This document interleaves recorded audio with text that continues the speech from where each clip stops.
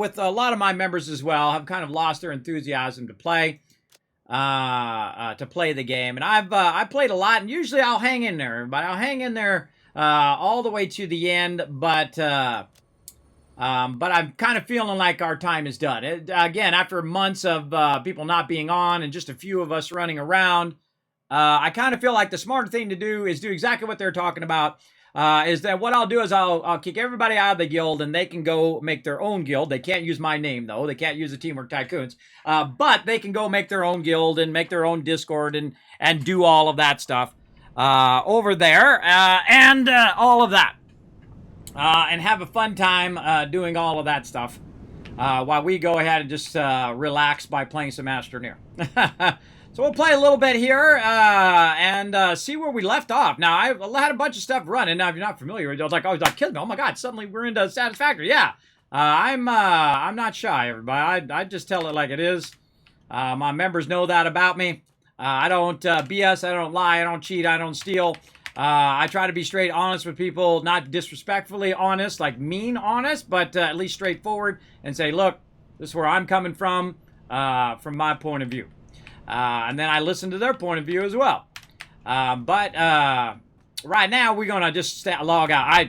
I literally cannot heal them good enough to keep them alive. And I got some pretty decent gear there, too. But I'd have to grind all my gear up to 600 and then continue to grind it on top of that.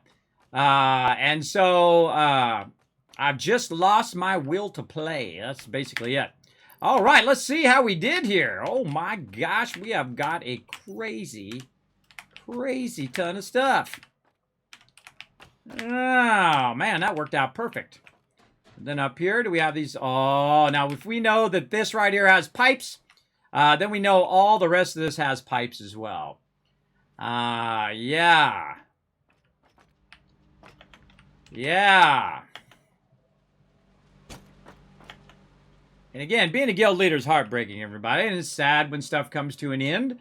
But remember that when one thing comes to an end, another thing begins. So it's important to remember that, and also be respectful of people and say, look, everybody, this is what I'm feeling, this is what I'm thinking, and whatnot. And don't keep playing a game if it makes you unhappy. If you're not feeling it, if you're not feeling the vibe of it, do not force yourself to play it. It'll only get worse.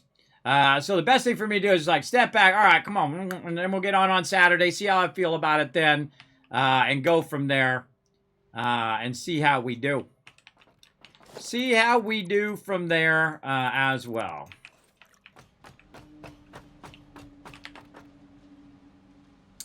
All right, so we're doing steel beams. So we did that. Now I got to get back to where I am. Oh, now look at this. Look at the power drop. It was at 800 while we were gone, and now that it is finished doing all of this and all of that, we're good. So all my normal Satisfactory people are going to be like, kidding me, how'd you get all this stuff done? Well, I did it on a bonus stream of Satisfactory. Yeah, we're at 97 deaths. Wow, that's a lot of deaths. So you don't think about it, how many deaths you get, until you start counting them up on the death counter over there. Okay, where are we at over here? We got to do some motors. That was the thing we got to do, stators and motors. So how many motors we need? We need 100. So that means we need 200 stators and 200 rotors. Now, rotors I think I already have. Now, stators I don't know. So let's go ahead and do this. Like this. And stators over here. Oh, we're out of stators. All right, we got to make a bunch of stators. Now, this is a truly exceptionally great game, everybody. Really well made. Really fun to play, both by yourself and then also with a team. Where you just keep building all these factories and running things. I love these kind of simulation build games. Very much like I like Breakwaters. I like things like Ark and games of that nature where you're building stuff up. And having a good time doing so. Let's get it going on. So we're going to swap out a New World here, and we're going to swap into some Satisfactory, because that's what I feel like playing. Again, we're going to get it going. And again, normally the thing I like to do is hang out with members, but the healing in that game is so terrible that I just can't handle it right now. I normally push my way through it, everybody, and just like do my best that I can do. But they're just, they're getting hit. One hit, they go half down. And then I use all 3 skills, and I'm clicking and clicking and clicking and clicking to try to keep them up. And then they get hit again, and bam, they're dead. Just like that. They get knocked out of the circles, or they walk out of the circles, or they knock the mob back out of the circles. And it's not their fault. That's the mechanics of the game. The mechanics of the game is, a bunch of knockbacks, and then also a bunch of knockdowns for people as well. And that's just how the game is made. And so, as a healer, that's really difficult. Because you're constantly getting knocked in and out of the heals. You're constantly, quite often, wasting your heal. So you're putting your heal down, and then they get knocked over here, and bam, that's it. Oh, overlay for stream. There we go. Riverdog's got my back. And I appreciate all my members. Those are some of my finest members there, everybody. They are excellent. And they've hung in there to the end, I think. Because again, I think that's enough for me. I think I'm done with it for now. But again, we'll see. We'll see how many people show up on Saturday. We'll talk to them about it, and maybe they can transition to another guild and play over there and have a fun time as well. Because again, it's no fun if I'm going to be on and just there'll be nobody around, or there's only 1 or 2 members on. And no one's really enthused about, getting people recruited and going and, doing stuff together. They don't want to have the hassle of doing that. Because that's the difficulty of being an officer, is that you have to put in your time and effort into it, like being the guild leader, right? You put a lot of time and effort into it that has nothing to do with the actual playing of the game. You're putting in a lot of time and effort helping people and doing things, and you get whispers, hey Kismet, how do I do this? Or Kismet, can you help me with this quest? I need to do this. Oh sure, let's go do that. Or you're dealing with drama like today, right? You're dealing with the drama and all of the other things that happen as well. But I appreciate my members who do stay loyal and who do stay follow our virtues and all that stuff. Those peeps I appreciate. And there's the one who hang in there and who are always helpful and who help other members and all that stuff. And I've got thousands of them, everybody. Thousands of members who've been in the guild. They've never left the guild over all the years. And I don't even count the ones that come in and leave, everybody. Those ones don't count as part of the members. Especially ones that just come in and just leave right away. Or they come in and they're like stealing from the guild bank and then I got to boot them. And all of that stuff. You do the best you can do, right? You do the best you can do. You have as much fun as you can. We've had a lot of fun over the last 6 months in the game. We've done a lot of big things. I even caught some legendary fish yesterday, which is pretty cool. And we do as much as we can, right? We do as much as we can. We get to a point, but you gotta be an adult about it, everybody. You gotta say, do I really want to play this game anymore, right? If we're not going to be recruiting new people in, if people aren't going to be logged on, it's just, hundreds of my hours every single month. And for basically peeps who don't even want to play the game. So sometimes better to take that responsibility and move it over to somebody else and move on. And that's how I'm feeling right now, but you never know. On Saturday, I might feel different. I might say, you know what? All right, I thought about it. The best thing to do, everybody, is don't do anything rash, right? Don't suddenly log on, kick everybody from the guild, and close the guild. Because you never know. Tomorrow you might feel different after you've slept on it and you've had a moment to chill out. And that's what I plan to do. I plan to, take tomorrow and then Saturday, and then we'll talk with the guild and say, look, this is how I'm feeling. I'm feeling like there's nobody logging on. And even if you log on today, even if we had, 5 people on that day, it doesn't matter. Those people are probably not going to be logging on throughout the week. And then I will say, okay, cool. I basically do like one round. All right, everybody, come on, let's work together. And then if we work together, great. But if we don't work together, you got to know when to pull the plug, everybody. When to pull the plug on it and when it's not worth the time investment versus your return on that investment as well. Both in my time and my officer's time and everyone's time to put into the guild. Because those are just literally hundreds of hours that nobody ever sees. That has nothing to do with actually playing the game. It has to do with managing the guild and managing the events and doing all of that stuff as well. So let's see. We got 61 motors. We need 100. We need more stators. What do we need? More wire. That's what I'm looking for. So let's get that going on over here. So yeah, we switched over some Satisfactory, everybody. Again, if you're feeling burned out in a game, take a break. Chill out. Think about it. Relax. Don't do anything rash. And be respectful of other people as well.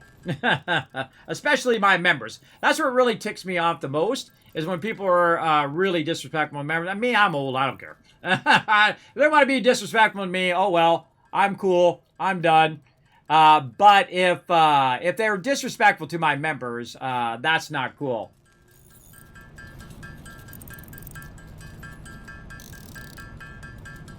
Aw, M send me a nice message. You're such a sweetheart.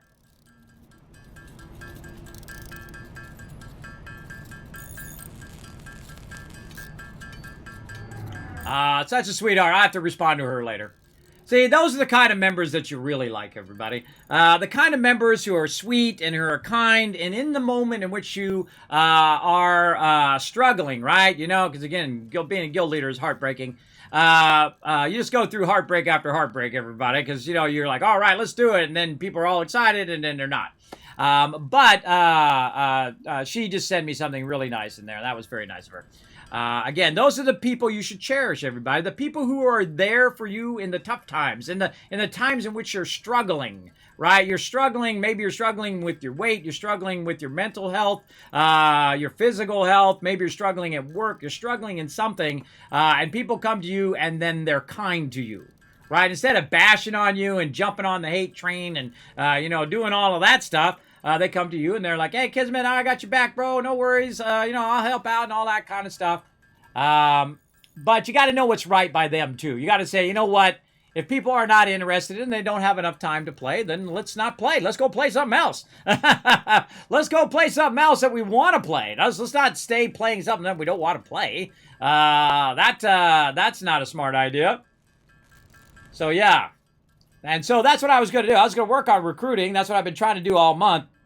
And whatnot, to see if peeps are interested in joining and getting things going on with the guild. But if not, that's okay as well. So best to sleep on those big decisions, everybody.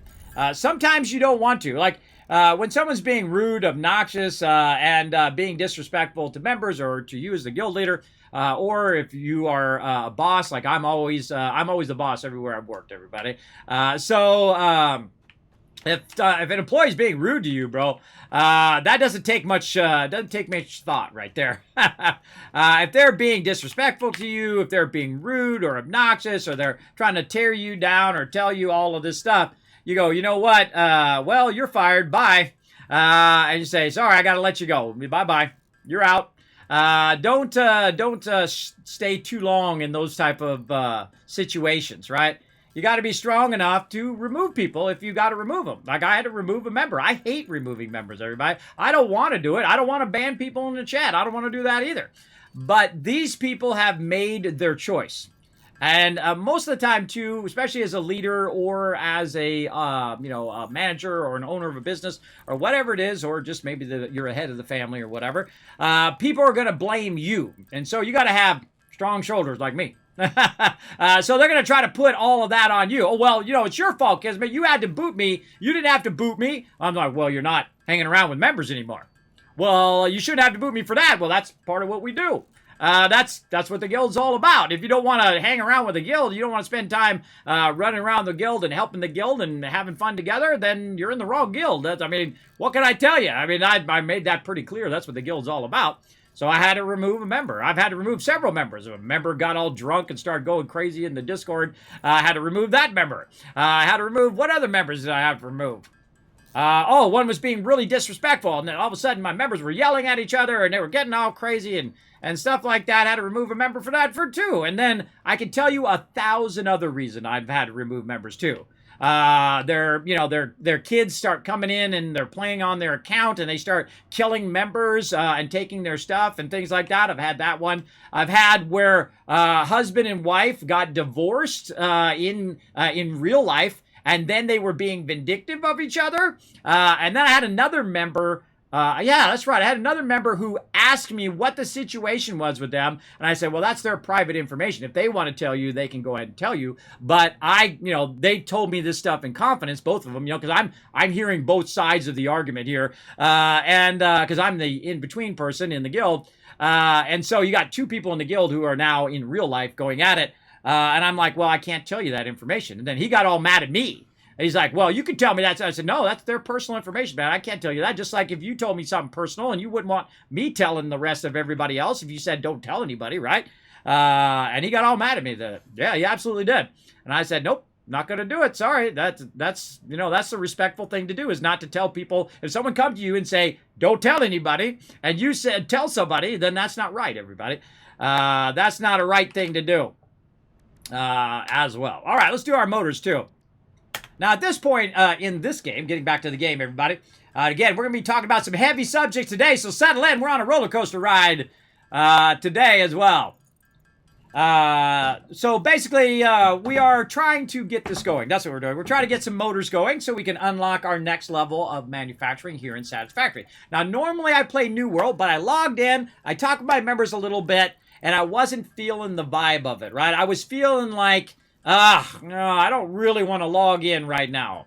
I really don't. I shouldn't force myself to do something that I'm not really into the zone. And it's only going to make it more miserable for my members, too. If I'm not in the zone for healing, if I'm not in the zone, because healing is a very tough thing to do.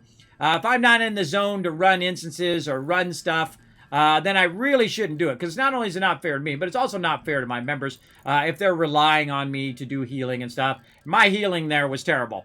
And plus, they're just taking too much damage, and the healing in the game is terrible as well. So I just said, best if I just kind of log out, let them do their thing, and they can, get somebody to switch to healing, and they can do it in there as well.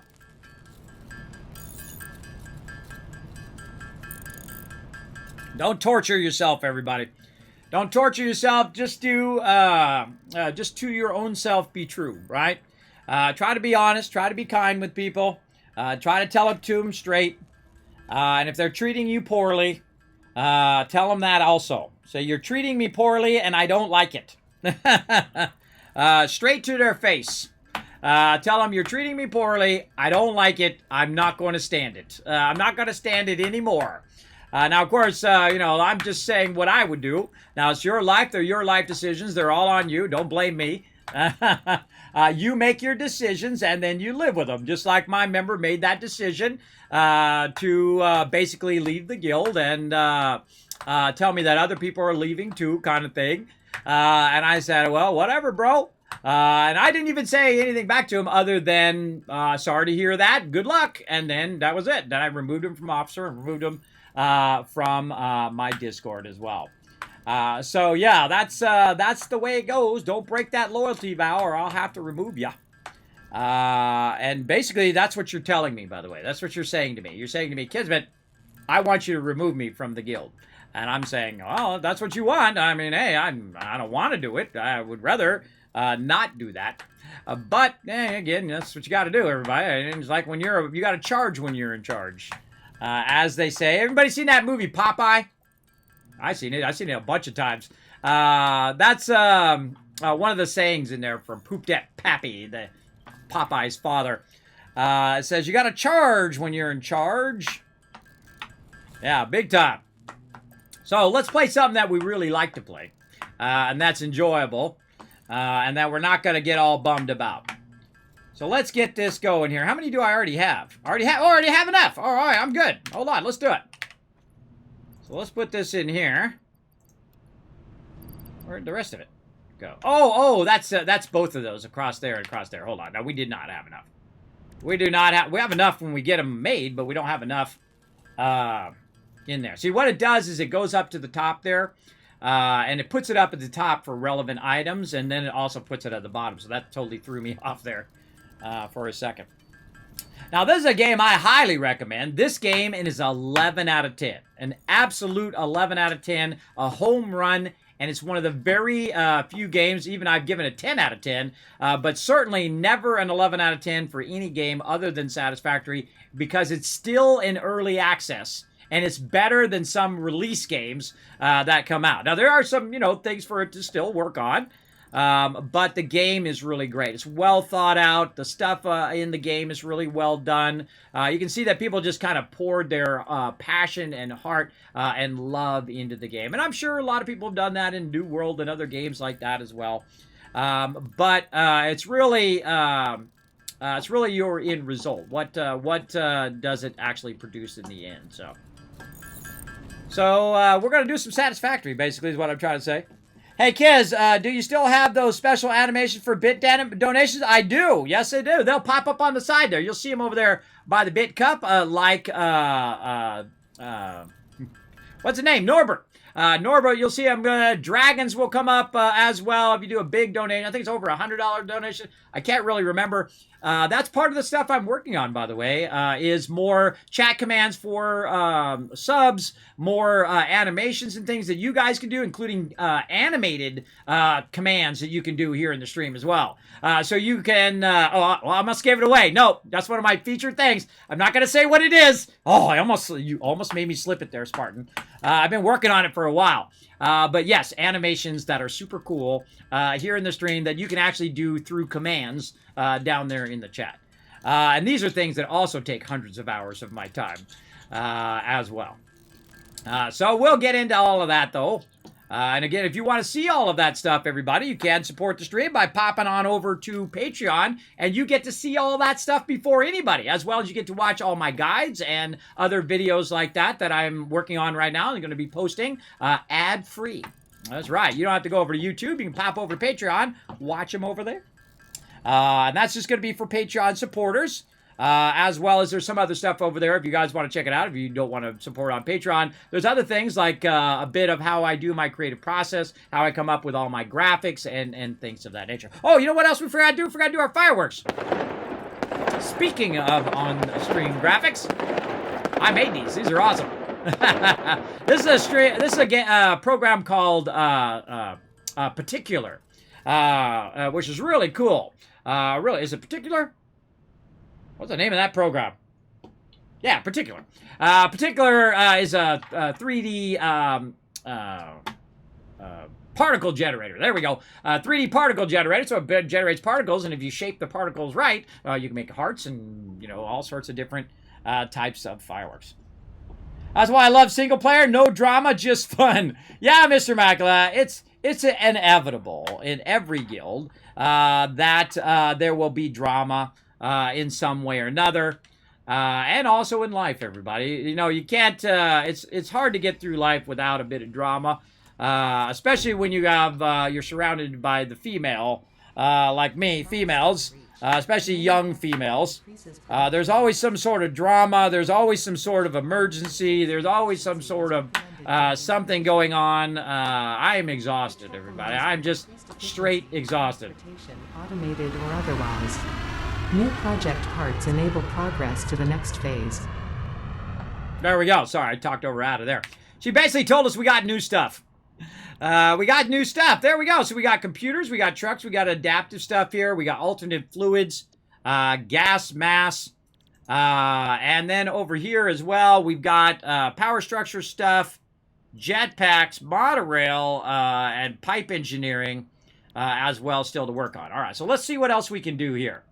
Oh boy, we'd have to make 100 more of those, and we got to get our heavy modular frames. Heavy modular frames not too hard to do. Is this the thing I want to do next?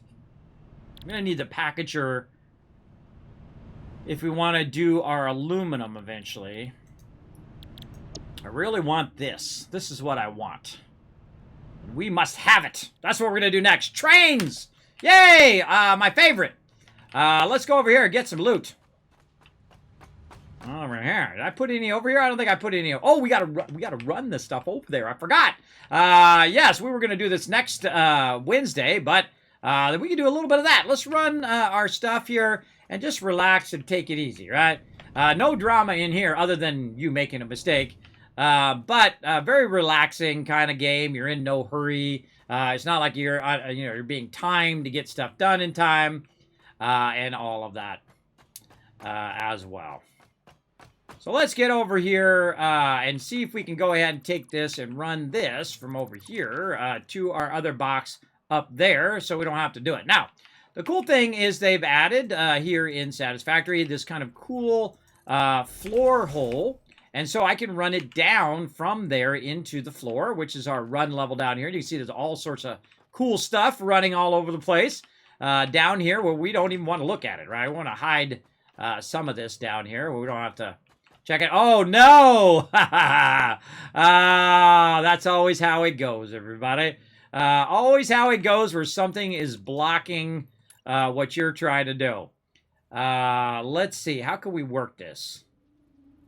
Maybe this way on this one. And then this one could go out. Maybe.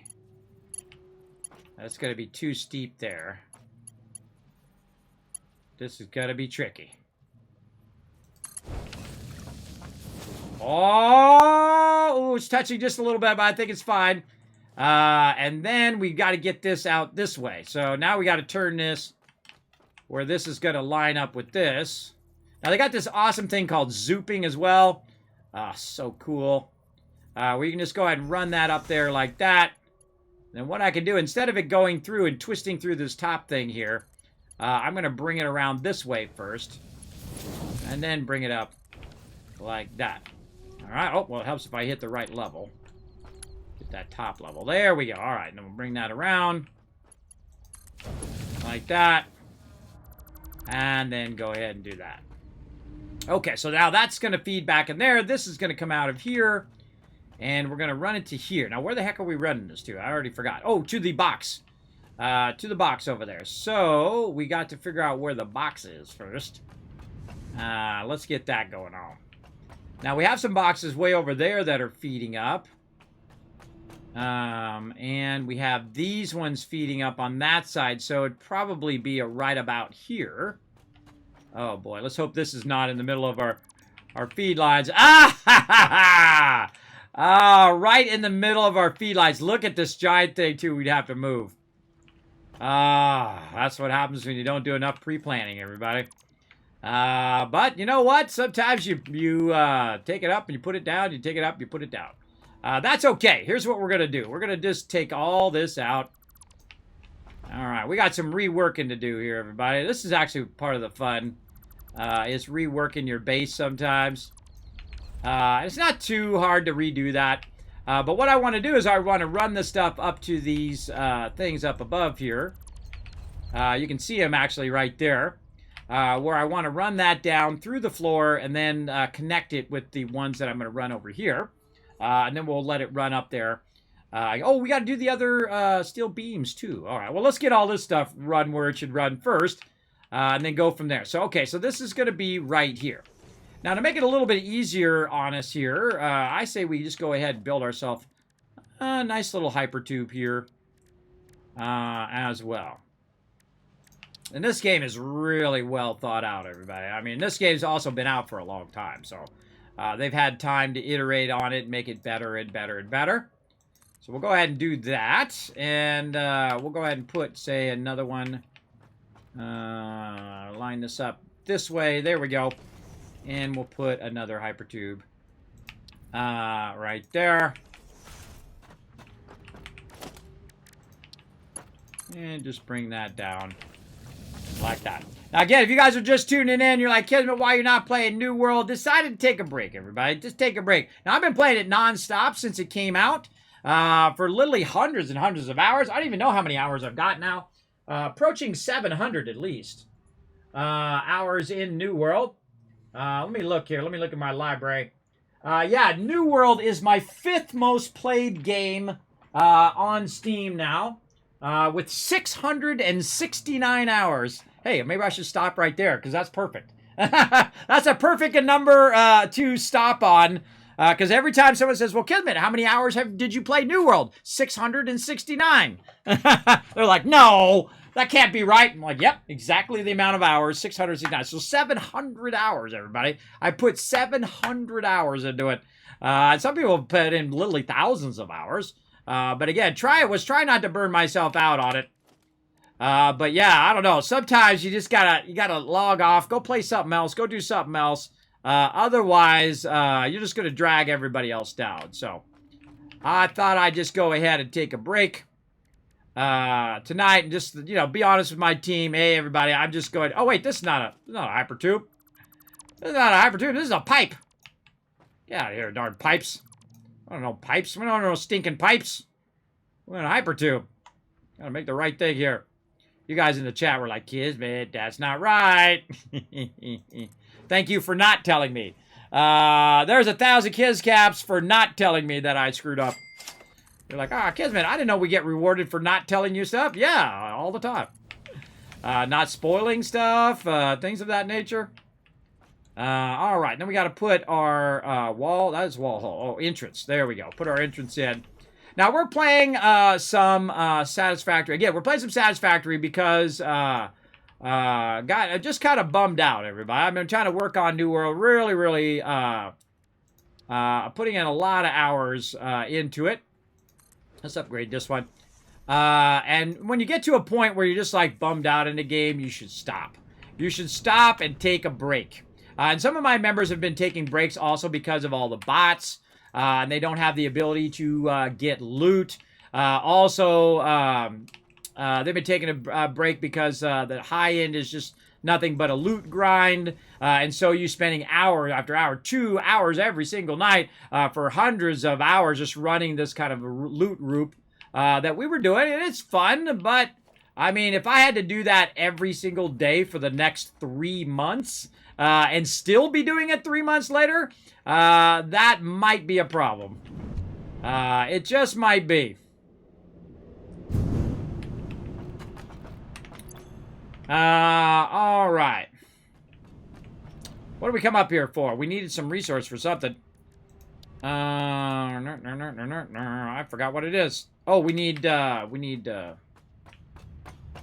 this right here. Now we got to get all this stuff going again too. Now normally I play Satisfactory on Wednesdays, but maybe we'll be playing it on Thursdays now. I don't know.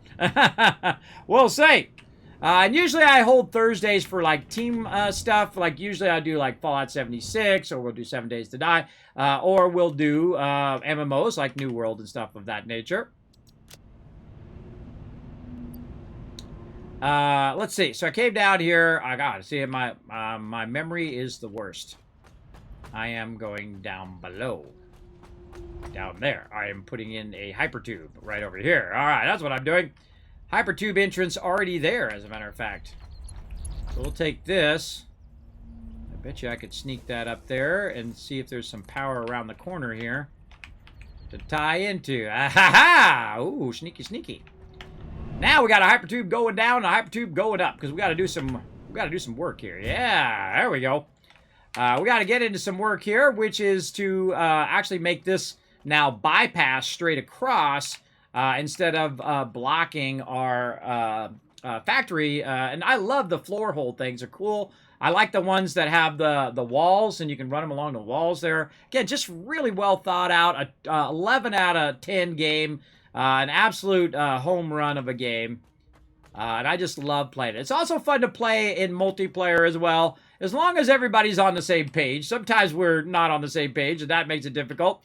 But it is a very fun game also to play in multiplayer if you like to work together and you say, okay, hey, this is what we went in and we were working on. When we first got the server, we're like, okay, here, I made a board and said, hey, okay, this is what we've got done. This is what we're still working on. And that actually worked out really well. Except for we started making really big stuff and it started lagging out the entire server. So we had to kind of reset the server. And then I thought, you know what? Let's play a bit of stuff that has to do with time, right? So we're basically doing the Power of Time playthrough right now, where we are using time to our advantage as we're playing through the primary game. And at some point, I might turn that back on, where peeps can get on the server. But for right now, we're going to go ahead and just keep on going here until we get into the high end of the game. Milestone exchange concluded. Fix-it freighter re-entry complete. Oh, I didn't even notice. All right, there we go. We got all of our stuff redone. We've diverted it out of the way here. So we'll have plenty of room through here. And if I have to divert that one too, I'll push that one back and divert it. But it's so cool, isn't it? Isn't it neat? I find that to be super cool, everybody. When all that stuff is running and it's running up into the thing. See, that's what's going on over here on this side. See, it's running up into there, and it's going up into the top storage area. And that's what we want to create over here as well. So let's go up above here by using our hypertube.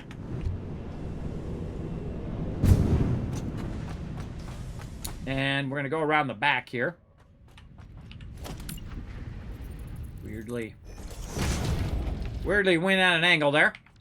And turn our light back on. Every time we go in the hypertube, it turns my light off. I hope they fixed that as well. Let's get this floor hole right there. And then this right here. As well. Alright, that's looking pretty good. Now let's see if we lined it up. Alright, now what we're going to do is we're going to grab this up here. We're going to bring it down here and run it right into that lift. And take that and, oh, see, I had a feeling that wasn't right. A little bit more to the left. Okay, that's a lot more to the left. Oh, no, that's about right. Yeah, that's right. Okay. So, in theory... I think I should have went up and not down. But I think I already have them on the top. We got to go to the top and see if we have stuff up there on the top. Because otherwise, the direction of those will be backwards. Let's go take a look.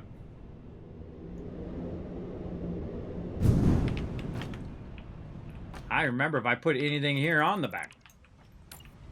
I did. Oh, look at me go. Look at me doing my thing. See, I already put these in ahead of time, which set the direction of the flow of the items, so they will be flowing upwards. Now, it also showed me with a little arrow, but I always like to double check, because otherwise you're doing all that for nothing, and you got to take it all out and redo it anyway, which you do a lot in this game anyway, so no matter, even the best laid plans goes off. Hey, Rash Hero, what up? Thanks for being here, man. Thanks for coming in and hanging out. Of course, yeah, I appreciate everybody coming in and hanging out. But yeah, I do have a bunch of alerts and stuff. There's Spartan, getting back to that. That do pop up. So if you drop like 100 bits, it makes the Dragon Dance for $10. Or if you, or if maybe it's 1,000 bits, and so on. You do all sorts of things, they come up. And I'm working on a ton of other ones as well. Because, you know, I always like to keep working and iterating on my stream, trying to make it better and better.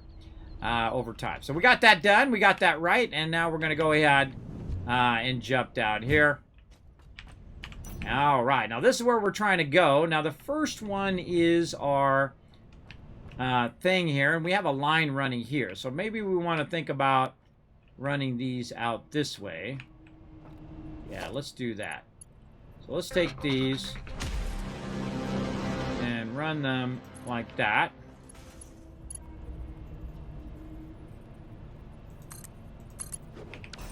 Like that. Okay, so now we got to get the resources from down here all the way down to that other side.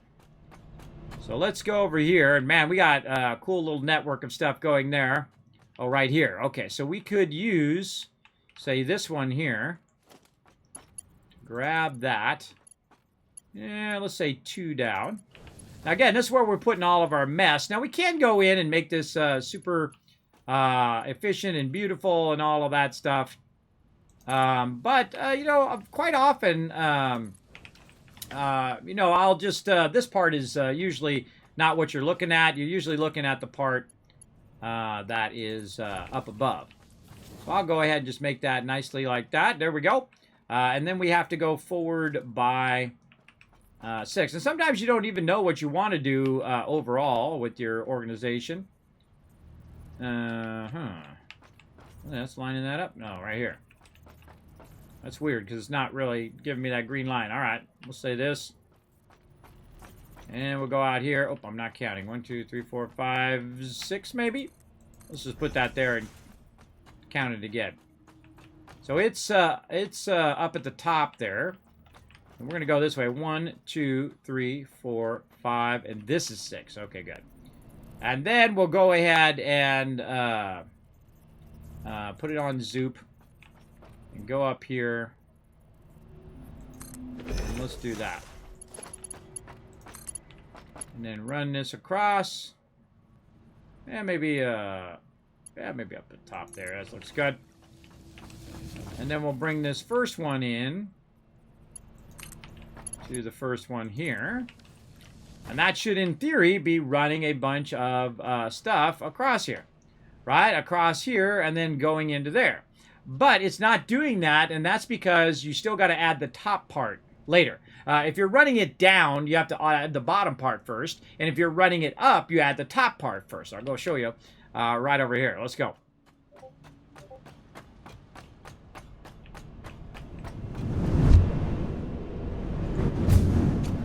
I'm getting notices.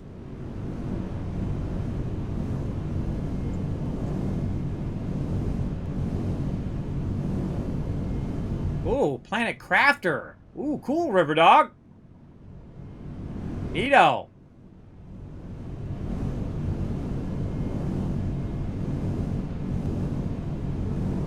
Oh, I'll have to check that one out. All right, now look at you tempting me to play another game now. I have a whole list of games, too, everybody. I haven't even got to yet. A whole bunch of stuff, and a whole bunch of stuff that I've been sent to me to try to sponsor the stream and stuff. And I just try to be honest with them. I just don't physically have enough time to play them all. I just don't. But I appreciate being in that position. Thanks to all of you guys in the chat who come in and show the love. Appreciate you guys supporting the stream. All right, there it goes. All right, cool. We got it going across there. And now we should start to see it work its way up over here. And I played through this game like 40 times, everybody. A lot of times. And every time it's fun. That's a magical thing, everybody. If you can make a game that when you play through more and more times, you get better and better at it and have more and more fun as you play through. That's a rarity. That's a rarity. That's like a Diablo, right? Like the original Diablo. I played through that one a million times too. Like Fallout 1, another example. Fallout 4, another example. And yeah, I'm sure you guys could list 100 examples in the chat. List an example of a game that you played through more than 5 times in the chat. Go for it.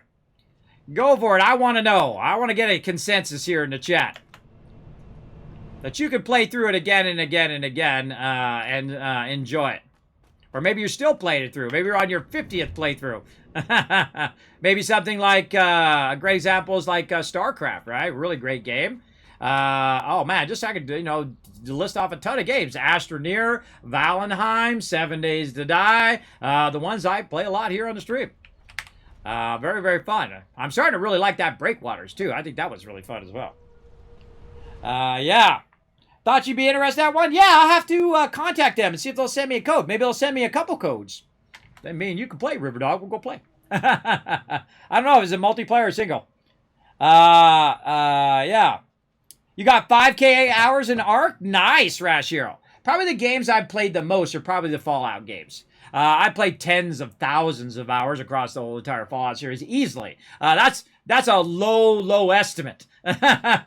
Through Fallout 1, because I played it since it first came out, and then played all of them over across all the years. Just in Fallout 4 alone, I have like 2,500 hours, I think. No, I'm at 2,600 hours, almost 2,700 hours, and I played through 6 times, or wait, 7 times. 7 times? 6 times. I can't remember. It's been too many times now. But a bunch of times here on stream. The same thing with 7 Days to Die. 7 Days to Die is getting to that point also that is almost passing up. About 200 hours away from 7 Days to Die passing up Fallout 4, which is cool. And then next in line is Goddess, which you've never probably seen me play that very much on stream. Really fantastic game. I like playing that one mostly offline. I also do a bunch of videos. Some of my most watched videos on YouTube, Goddess videos. Yeah, a lot of them on there. Because I share all my secret insights that I've found in the game. Tens of thousands of views on those, which is a lot for my little YouTube, because I'm not a YouTuber, everybody. I'm not over there making videos every single day and 1,000 videos a week. I don't do that. I try to make stuff I like to make. And then next in line, Astroneer. Next in line, New World, and then which is just passed up No Man's Sky, which is another fantastic game. Lots and lots of good games in there. Absolutely. Okay, so this is going up. It's feeding it in there. We did our job. GG. That's good to go. Now, that's just actually going to just keep feeding that in the whole time. Our power also didn't go off, by the way, which I was a little worried about since Tuesday or since Wednesday, yesterday. Right? Today's Thursday, and we're in Friday now. But yeah, it was really yesterday from the beginning of the stream. There you go. Or 2 days ago from now Friday, if you're in Friday. But I'm actually not in Friday yet. I got 2 more minutes. Then we'll be Friday. We're still in Thursday. So I guess it is yesterday for me. But some of you are ahead of me. You're in, like, Europe. And then some of you are still behind, like you're in Pacific time. Or even maybe Hawaiian Standard Time, way over there. Or Hawaiian time, which is 8 hours earlier than Pacific time. So that's 8, 9, 12 hours ago. So they're like at noon right now, I think. I actually have it on my timer over here, what time it is in Hawaii. Because that's my favorite place in the world. One of these days we'll get back there. Maybe after all these kids grow up. We'll see. Let's see, world clock. Right now in, it's minus 6 hours from where I'm at. That's right. I thought it was 8 hours, but it's minus 6 hours. It is 6 o'clock. So it's basically, it's midnight here, but it's 6 a.m. I mean, people just eating their dinner right now. People just having dinner right now in Hawaii. I feel like that's my more natural time, by the way. When I'm in Hawaii, I sleep like a normal person. There you go. 7 days in, a lot of fun. I need to finish up the recent No Man's Sky expedition. Yeah, No Man's Sky got so good, didn't it? Isn't No Man's Sky so good?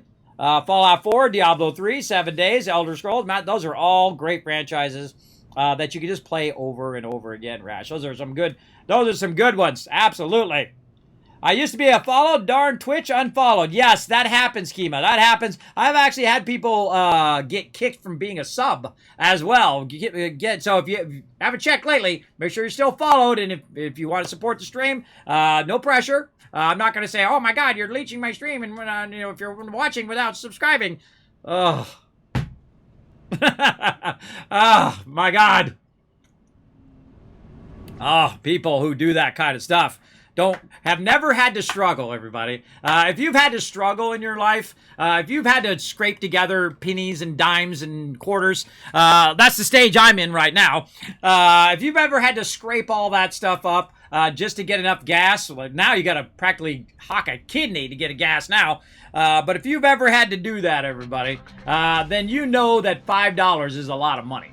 That's a lot of money to some people. So be respectful, especially if you're a streamer. Be respectful and don't do that, everybody. Don't do that. Don't try to guilt trip your people who are watching your stream into subscribing. Just be honest with them and say, hey, if you'd like to support, awesome. But if not, feel free to hang out and have a good time. That's what I do. Hang out, have a good time, put your feet up, relax, take it easy as things go completely off the rails. Because that's usually how my stream goes. This is like straight off the rails, everybody. Absolutely. Okay, so we're trying to get our pipes over here now. Oh, and that's right, we didn't do the pipes and we just put the things on the top. We can still run it, though. We can still run those pipes across. We could probably offset it. How are we going to do that? Because we're blocked down below there. So we're going to need to take a little peek down here and see how we're going to work this other one. This one here. So maybe we could push it out a little bit. Look at this. I even got to go over the ramp. Let's just take a look down here from down below, figure out these logistics.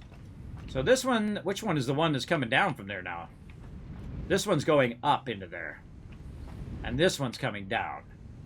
So if we put another one right here, it's going to be blocking, but we could go this way and then bring it down into here and then connect it there, run it there, up to there. This will definitely need to be revamped in the long run because I don't think I could, too much spaghetti there, but I got to go in there and, straighten out that spaghetti and make it nice and throw a little sauce on it.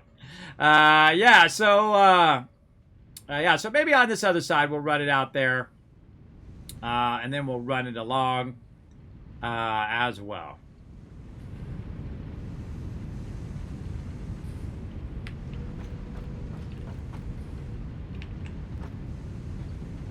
That's a tough one.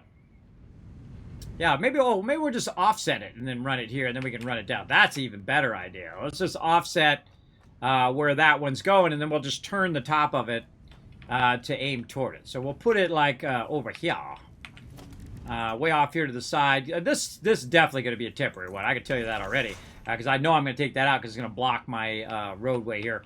But we don't want to do this one yet because we want this to come down into there. So we got to do the one down below first. So let's go do that. Now, again, this is a wonderful game called Satisfactory, everybody. A really fantastic game. I highly recommend it. I am not sponsored by them in any way. Though they have rated my channel before, and I appreciate those peeps over there at Coffee Stain. They are hitting home runs left and right, man. They made Goat Simulator, if you guys remember that one. That is, I was so surprised too, because people were like, Kismet, you should try it, you should try it. And I'm like, yeah, I don't know, man, not my thing. But, you know, I'll go ahead and try it, and I played it. It was actually really fun. And I love getting surprised like that. I love getting surprised by really, like, well thought out games and, like, what the gameplay is and what is fun to do in those type of games, right? Whatever genre it is.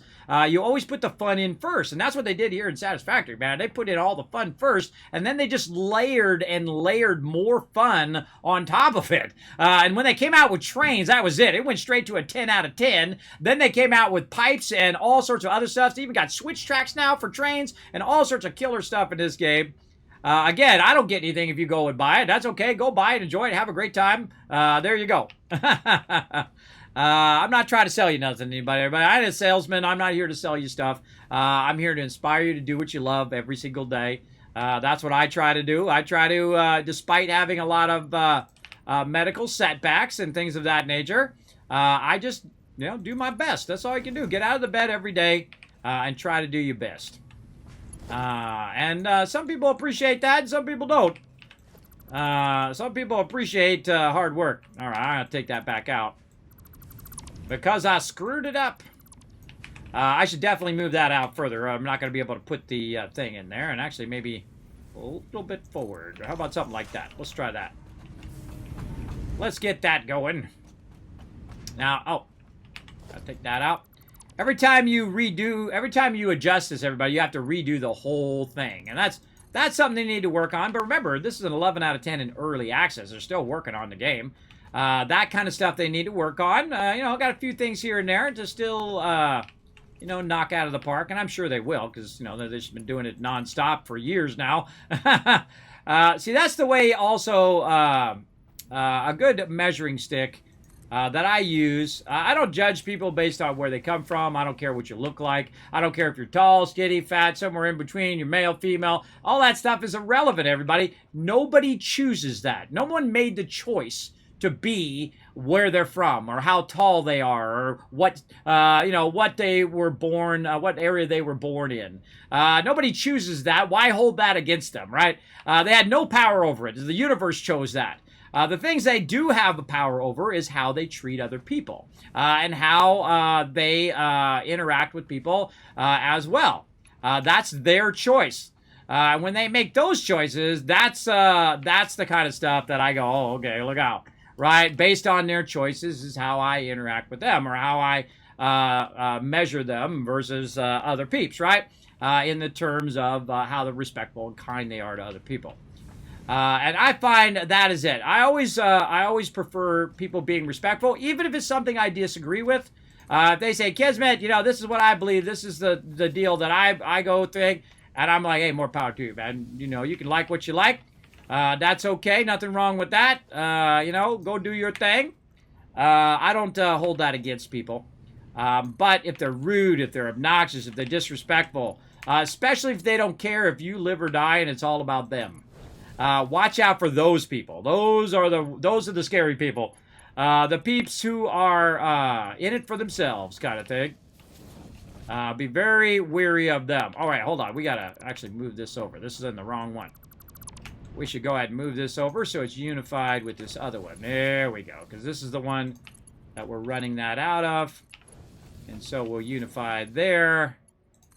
And then this. Gonna go here. Ah, look at this. Nice. Now the tricky part. Getting this one to go in here without clipping. And I don't think the conveyor is not going to clip, but I think the actual resource is going to clip. That's how I am, everybody. I don't even want the resource to clip through there when it's on the thing. So let's go ahead and aim it a little lower. We'll get up there and we'll take a little peek. Oh, nice. Oh, it's clipping a little bit. Clipping just a bit. Nope. Nope. Not gonna do it. See, it's not only what you're making, it's how you're making it too, right? How you're making it line up, how you're making it run in like 90-degree angles and fun stuff like that. It's all about that. It's real easy just to go like this and divert it over this way. And then put it right up there into the box. All right, now we're talking. Now, in theory, that should be going all the way up to our box up there and putting that in there as well. And again, don't be just only aware of your own feelings, but other people's feelings as well. And if people aren't taking your feelings into consideration, if they're not thinking about you and saying, hey, man, this has probably hurt this person's feelings, then that's a huge red flag. Huge red flag. People don't like pets. Now, I can understand if you had some sort of traumatic thing with pets. Like a good friend of mine over at Bearded Guys Gaming over there had a traumatic moment with otters, I guess. And so he doesn't like cute little otters. But, you know, otters are dangerous if you get close to them, everybody. Don't try to go pet no otters. They're not good. You know, you got to be aware of that kind of stuff. So if people have, you know, trauma with dogs or cats or whatever it is, then I understand. But if they just don't like them, like they did something wrong to them, red flag. Instant red flag. If there's no other circumstances, there we go. I'll try to get that big word out. If there's no other circumstances that led to that issue and they just don't like animals, I mean, maybe they got hay fever, maybe, you know, they're allergic to animals, you know, I can understand, but there's no reason to dislike them. I mean, maybe dislike being around them, but not dislike them as animals. Because animals, they don't have that capacity, everybody. They don't have that capacity, especially dogs, I find. They're just as loyal, and they don't care if you're the biggest white knight or the biggest scoundrel. They love you anyway. No matter who you are, no matter what kind of person you are in the world, they love you anyway, and the least you could do is love them back for who they are, right? And that's just the way it is, I think. Love some BGG, great guys. Oh, yeah, I've met them many times at TwitchCon. Good friends of mine. I consider them good friends anyway. They're good people over there, everybody. Good peeps. Big time. So let's keep rocking. All right, we're going to go look back here. That's what we're doing. We're going back here to see if we see it going up there, and it is perfectly. Woo! All right, we're kicking butt today. See, now, this is getting me re-enthused to play some games. Play a game that you're enthused to play. So let's get up here at the top. And then let's see if we can run some more. Now, we're not going to run this. But we are going to try to unlock these trains today. If we can unlock these trains, we are going to be styling. So let's run this. Let's turn our zooping on. Zooping is the best thing ever. Everybody. I just whoop. Now, why is this game so awesome, everybody? Watch this. If you're playing 7 Days to Die, and you're trying to put a box on the outside of, or a frame on the outside of it, and I played for literally thousands of hours, and I can tell you what you got to do. You got to lean over the side. You got to, you know, do this whole leaning over in real life thing. Like, you could really, like, that's going to make a difference unless you were in VR. Then it would work. But in real life, it doesn't do anything. So you're leaning over. I do it all the time anyway. It's a natural thing that happens. So you can just lean over and just try to get that edge, right? You don't have to do that in Satisfactory. You can just say, oh, I'm just going to aim toward this little metal bars that you see on the edge. And then it automatically does that. In fact, I can not only do it here, I can do it way down there. I can even put it under that item. I can put it under that item from up here, right? I can even put it in there, and I can even, if I want to, I can vertical zoop it down, just like that. Fill in a whole bunch of those at the same time, or I hit escape and cancel. I can hit F, and I can take a whole bunch of this stuff out. Whatever is orange here, that's what I can take out all at the same time, like 50 items at a time. It's just really well thought out. It's like second to none, everybody. Look at it. You just build a bunch of those. Then you don't want them. You just hold down control. You take them back out. You get all your resources back. So you don't have to, like, destroy it and then go get more resources to replace the one that you made a mistake. which is great in some games. That's the way it is in 7 Days to Die. If you solidify stuff, like your stone and stuff, then you'll have to destroy it and remake it. But it has the true genius called frames, where you can go ahead and build it out and get a general idea of what you want. And then when you like it, you fill it in, and then it's solid, and then it's good, you go, right? And then it has also strength. Unlike 7 Days to Die, by the way, this stuff does not fall down if you don't have support. It's very much like Minecraft and many other building games, which doesn't actually have the physics of your thing falling down if you don't put proper structure. 7 Days to Die does, which works really good in that game. Great for that game, but would not be as fun in this game because you're building huge structures. And I have tried to do that, by the way. I have done a playthrough. A lot of you watched me play, where I played through the game by putting in supports as I go. And about 70% of my time was working on supports, and about 30% of my time was doing everything else.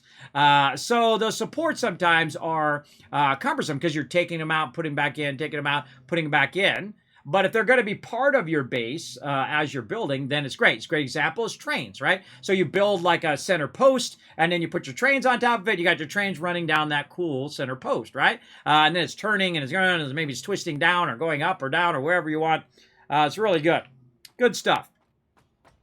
So again, we're talking some serious stuff while we're playing some Satisfactory. So let's keep going. So we got these going here, and right at the end here, we have our quick wire. Now, we've been working a lot with our lift holes here, our floor holes. Now, this is actually going to come up, so I want to start by putting this in. Now, if there's one big tip I can give you again on this, is when you're putting in these floor holes, start with the one that's going to go in that direction. Like this one here, it's going to come up and go there. So put this one in first before you put the one in underneath, right? And if you're going to make it go down, then you do the opposite. You do the one underneath first and then come back and do the top. And you'll see me do that over and over. Now watch this. Whoo-wee! Now I can jump down there because I have my blade rudders on now. So very nice. I can jump down long distances. Now I got to kind of eyeball it. Oh, it's in the center of the wall there. All right. Whoa, wait, there's no wall down there. Now I could make it. Let's change this around. By the way, I can hit R and it changes the way that my zooming goes. Another brilliant idea. So if I hit it, by default, it's just going to do one, right? But if I hit R, now it's going to zoop a whole bunch of them, right? Up to 10 of them at once. And if I hit R again, it's going to do it in a vertical way. Right? Brilliant interface design there. I don't know who on their team thought of that, but genius level design. You can see a whole bunch of other stuff we can do down here. We can change the shapes of pipes and hypertubes and all sorts of stuff. The kind of like detail that you'd expect someone like Amazon with gigantic tons and tons of cash with trillions of dollars to have some of the best people in the world who would think of this kind of stuff who don't. Because probably a lot of that stuff's done by committee. That sucks. So these peeps don't even have they don't have anywhere close to that kind of budget, everybody. They don't have no massive trillion-dollar company backing them up. You'd think just because more money is going to make something better, but often it doesn't. Often it doesn't because you got too many egos involved, and it changes too many hands to get to the place in which the great game is. I find most inspired games are by inspired peeps who go out like No Man's Sky and say, look, I'm going to go make this gigantic project and we're going to get it done. And I'm going to invite my 4 other buddies and we're going to go and we're going to make this amazing game. Now, he might have oversold it in the very beginning, but he kept to his word. He did not charge 1 extra penny for it. You bought it, you own it. And then spent years of his life and all the peeps that work for him, years of their life taking that money that they earned from selling the game and reinvesting it. And today it's a wonderful game. It's a really fantastic game. In fact, you're getting more for your money than you ever would have got out of any other game by grabbing that game up. That's another fantastic game. Again, not sponsored by them in any way. I bought No Man's Sky myself. Or actually, no, I think it was gifted to me by Big JP. So hold on, full disclosure. That's right. That one was gifted to me by Big JP, but still, I don't have to play it, do I? No, I don't. But I'm waiting for some of the updates to come through. Maybe we'll do some more No Man's Sky now, too. So yeah, we'll have more time for that. Let's do it. Not right this second, but we'll get into it. I like the overseer thing that they're doing, where you have your overseer base and you go in and you build up your base over time. That's really cool as well too. Oh, so much games to play. So much I want to do, everybody. See, some people get bored in life. I rarely do. You know why? Because there's so many things I want to do. It's like when people are inspired, those are the people you want to be around that want to do amazing things in their life, like an Elon Musk or a Steve Jobs or a Steve Wozniak, really. But people who are inspired, who want to go do these things that everybody else is saying, it's impossible to have a phone that has a touch screen on it, and that you could use it for an alarm or a flashlight like that. Or you could use it as a camera. It's basically like a little mini computer in your pocket. That's impossible. That'll never happen. Everybody wants flip phones. That's what they want. And they want phones with keyboards. That's what that guy famously said. I forget what his name is, the guy at Microsoft. He famously said that nobody's going to want that iPhone. Oh, those things never die, everybody. When you say silly stuff like that, those things never die. People will remember that stuff forever. Oh, and we got to work a little bit on our redraw problem there as well. I don't know if that's just maybe that's just my build. I don't know. Maybe I got to uninstall and reinstall Satisfactory. You know what? I got to uninstall and reinstall 76. That's been crashing a lot too. You know what? I should probably do that. I'm going to uninstall Satisfactory. Oh, I wonder if I lose my save. No, it's on the server. I'm not going to lose it. It's on the server. So I'll uninstall my Satisfactory and reinstall it. But wait, why would it affect the server, though? I don't know. I'm going to uninstall it anyway and reinstall it. See if it's my build, if it's my game. Because remember, they're still working on it. Whenever you have a game, great example, Star Citizen, right? I put my money in. $2,000 I gave to Star Citizen to get the big ships and all the cool stuff so we can all play that one together, too. Maybe one day when that actually comes out, maybe we'll play that one, too, as a guild. That'll probably be the next one we play, everybody. When that one comes out in another 10 years. We'll see. But I don't care how long it takes, everybody. I want them to make a great game. Rather than them push out a crappy game, I would rather them take the development time to make a great game. And if it takes them 15 years, then it takes them 15 years. That's the way it goes. If it takes them 20 years, then that's how long it goes as well. So I got that game and I installed it, and then I hadn't played it for a while, and then I've been patching it over time, and then eventually it just acted really weird because it's been patched and patched so many times. So if you're having problems with your game, just like with your phone or anything like that, you want to reset it, right? Restart your phone, turn it off, turn it back on again. Doesn't matter whether it's your phone, your microwave, your car, whatever it is. That's the first thing you want to start with. The first troubleshooting is to uninstall and to reinstall. Same thing with apps on your phone or apps on your computer. If you're having a problem with an app or with a game, uninstall it, reinstall it fresh. Now, make sure if you got saved games there that you save your games, right? Have all your saved games. Most of the time, by the way, your saved games are in a separate folder. They're like in your documents folder, not actually in the Satisfactory folder or in the Asner folder and whatnot. But sometimes they are, so make sure to double check first before you uninstall. So great little tech tips as well. Didn't know you were going to get all sorts of life and tech tips tonight, did you? I am full of knowledge over here, everybody. I wish I could just download it all and whatnot. I can't wait till they come out with that. Just download your knowledge. And people can just access it and say, oh, man, that's how you do that. That's how you do that thing. Like I got 30 years of graphic design knowledge that's still relevant today that I would love to just download and give to my kids and give to all of you guys. And I may or may not get around to it. We'll see. See if I live long enough. Life's a struggle every day. Every day is a struggle just to get up.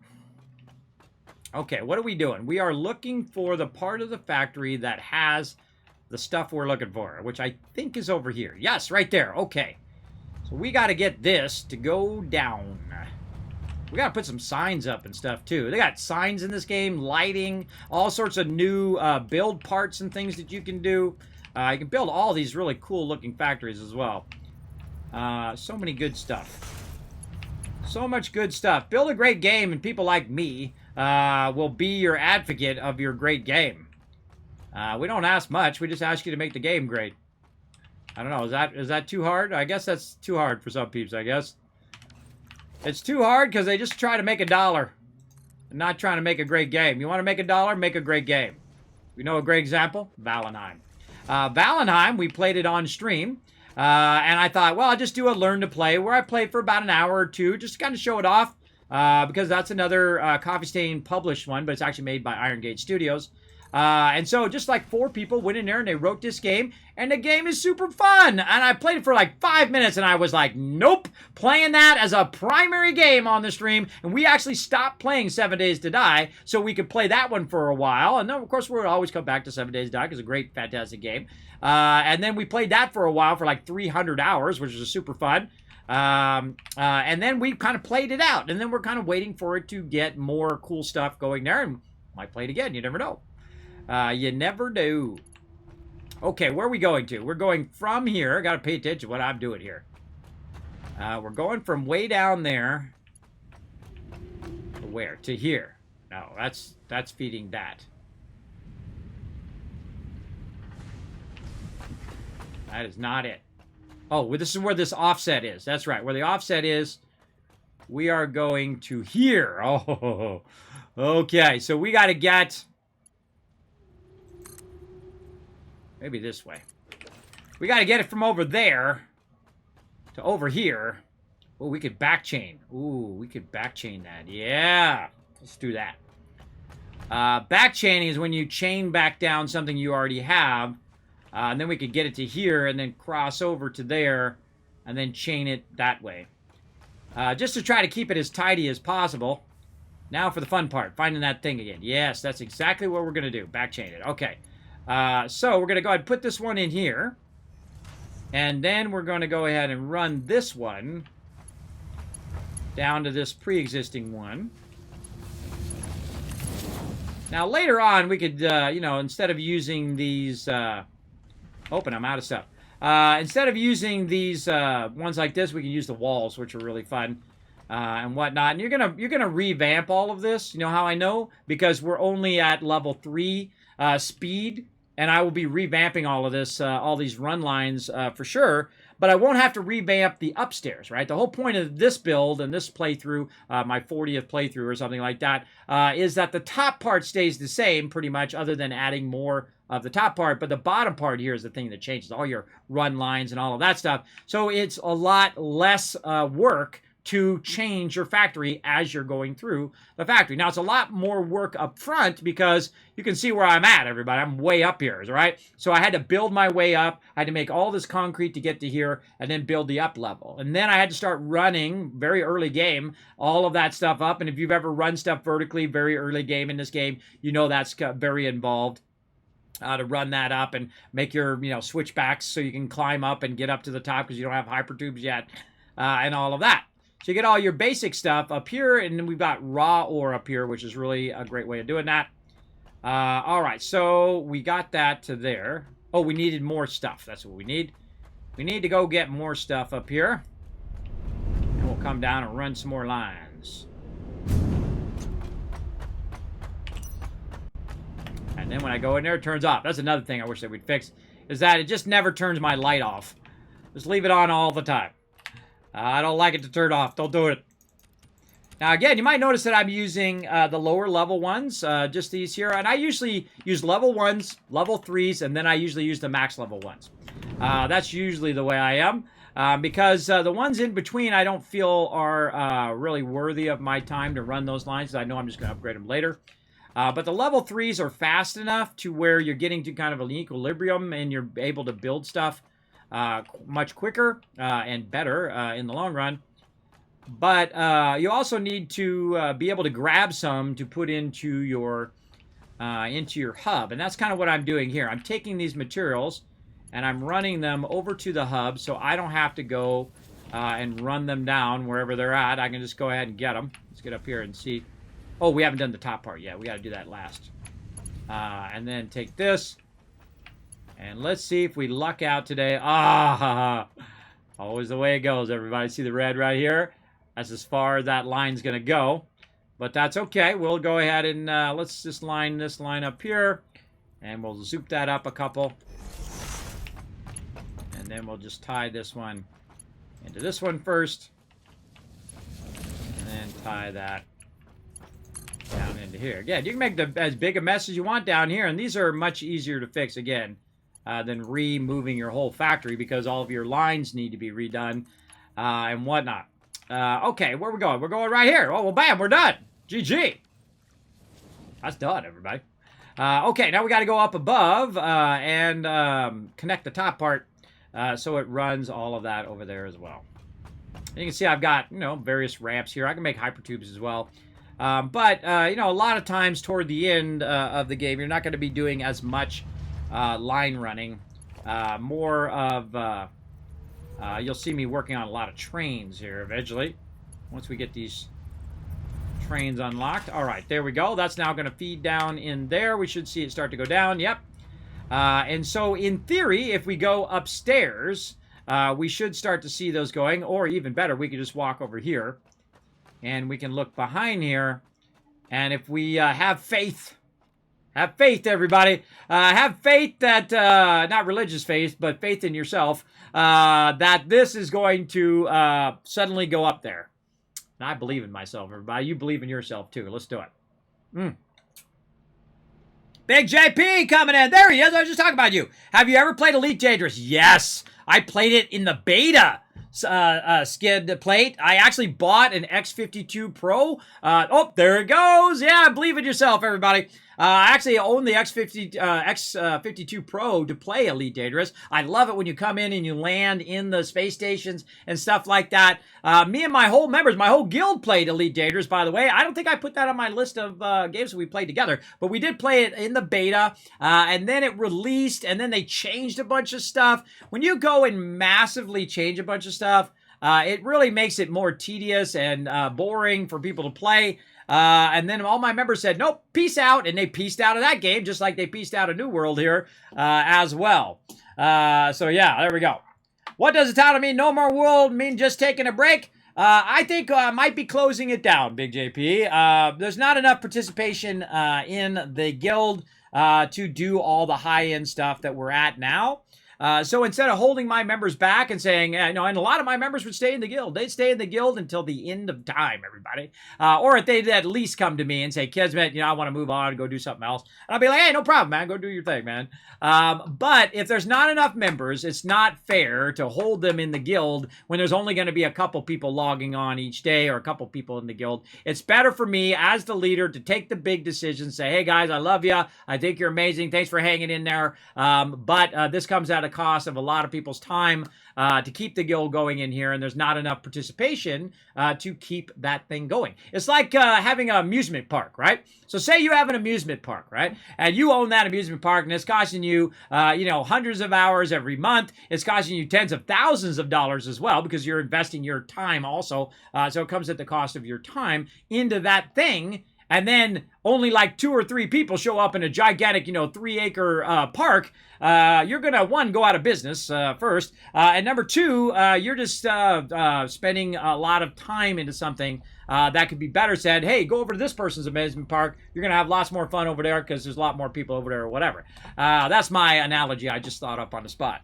But yeah, so I might just be closing it down. So we'll see. Again, I want to sleep on it for a day or two, see if I get, that kind of inspired to, slog through some more New World. But again, if my team doesn't want to be involved in working together, I mean, there's a lot of members who do, but they could go off and just start a little guild, and someone else can run it and someone else can do it. What I like to do is I like to have a lot of members, and we're all doing like the big high-end stuff and stuff of that nature. And if they're just going to putter around in there and, log on every now and again, they can go to another guild and do that. They're just kind of mostly solo playing. Some of my members are like that, or they can't log on at the same time I'm on, and that's reasonable to understand as well. They got real life things. That's okay as well, and whatnot. But if people are going to log on and there's going to be nobody else there, or maybe one other person who's not talking because they're busy doing something else, then it's better if I make the hard choices. And again, that just opens it up so we can play some other game down the road, right? And then I can put that time and that effort, and my members can put that time and effort into other things, right? And so that's what I'm thinking about right now. So we'll see. And again, I'll have a meeting on Saturday at 1 p.m. We'll think about whether we want to close it down. I'm right now. I'm in the mode of saying, you know what? We did it. It was fun. We had a great time. We did a bunch of stuff. But now the game is nothing but a grind. And we just have to keep doing that loot run and those outpost rushes and just keep doing that stuff over and over and over and over until the end of time.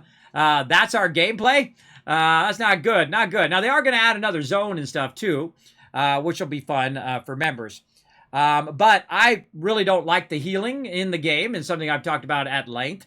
I don't like the way the PvP is. I think the PvP is poor, and of course very laggy and has issues. Now the game is overall good. Now the parts that make it good are the collecting, the crafting, the hanging out with your members, the running dungeons with your members. That part, it doesn't matter what the game is. It could be the worst game in the world. If I'm hanging out with my members, then I enjoy doing that. But again, I'm not going to put crazy tons of hours into something if people are not going to participate, and it's not going to be a benefit of my members, right? You got to do not only what's right by you, but what's right by your members. And the same thing. And again, the reason why I sometimes have to remove people is they get so focused on loot that they don't want to participate in the stuff that we're doing as a team. And so I say, it's going to be better for you if I let you go, and it's going to be better for the team if I let you go, because if I make an exception for you, I'm going to make an exception for everybody, and then we just have a whole guild full of people who are just running around solo all the time. And that's not cool. That's not cool, bro. And if you are going to leave or something like that, here's the thing you do. Be a strong adult. Go to the person, your guild leader or your boss or whoever, and you say, hey, this is how I'm feeling, right? I feel like I want to go off and do the high-end stuff, and I want to go and hang out with another guild and do all of that. That's what you do. You don't just quit the guild, leave, and drop a note and say, look, I'm out, bye. That's not what you do. Not what you do. That is cowardly and really disrespectful. Just like when you're breaking up with somebody, and I talked about this earlier, when you're breaking up with somebody, don't be cowardly. Don't send them a text message saying we're breaking up. That's messed up. And say, hey, let's meet for a safe location like a coffee house or something like that, and say, look, it's not working out. I don't think this is going anywhere. It's probably better for both of us if we just kind of, go our own ways for now and, take a break. You can start with a separation or just completely take a break and say, you know what, I got to move on. I got to do something else if it's not working out, right? And that's life, everybody. You're going to have a lot of those in your life, a lot of ups and downs, a lot of failures, a lot of issues with people. A lot of people are going to be negative, tell you things are impossible. Like, hey, look at me. I'm 51 years old, partially disabled, partner streamer on Twitch. Try to get all those things working at one time and then try to become a partner on Twitch. It ain't easy. It ain't easy. You got to think, out of 9 million streamers, only 40,000 partners or 50,000 partners on the whole entire platform. That's not a lot, everybody. That's a very small group if you think in terms of the total amount of people as well. So that's a lot. That's a lot. And running a guild is very time intensive too. Again, not only for me, but also for my officers, but really for me. For me, it's a lot of time because you're doing, like I play the game like 70-30. Meaning that I'm playing the game for like 30% of the time, and then 70% of my other time is doing stuff behind the scenes. Doing events, getting people involved, talking with officers, doing the roster and all of that stuff that it goes on behind the scenes that you never see. And then also, creating the Discord and, trying to think up ideas of, okay, let's make a Discord where people can request stuff. And let's make a part of the Discord where, because there's no guild bank in New World, where we can make a list of stuff that we have, right? So some of our members who Cap has been doing a really amazing job on that. He's been doing a great job on making like a bunch of potions. And then those potions he would then give to the members. Same thing with food and all of that stuff as well. And you see that I'm just honest with him, right? I just went in there and told him how I'm feeling and how I feel like it's going. And that they were just not getting enough participation in the game to warrant the amount of time and effort that's being put into it, right? And some of my members are ill. Some of my members got a new job, and they went and took care of that. And there's nothing wrong with taking care of your IRL, everybody. I take care of my IRL. I got to take care of my health, everybody. That's the thing I have been working on, but also been kind of slacking off on because, we're all hiding inside from COVID for so long.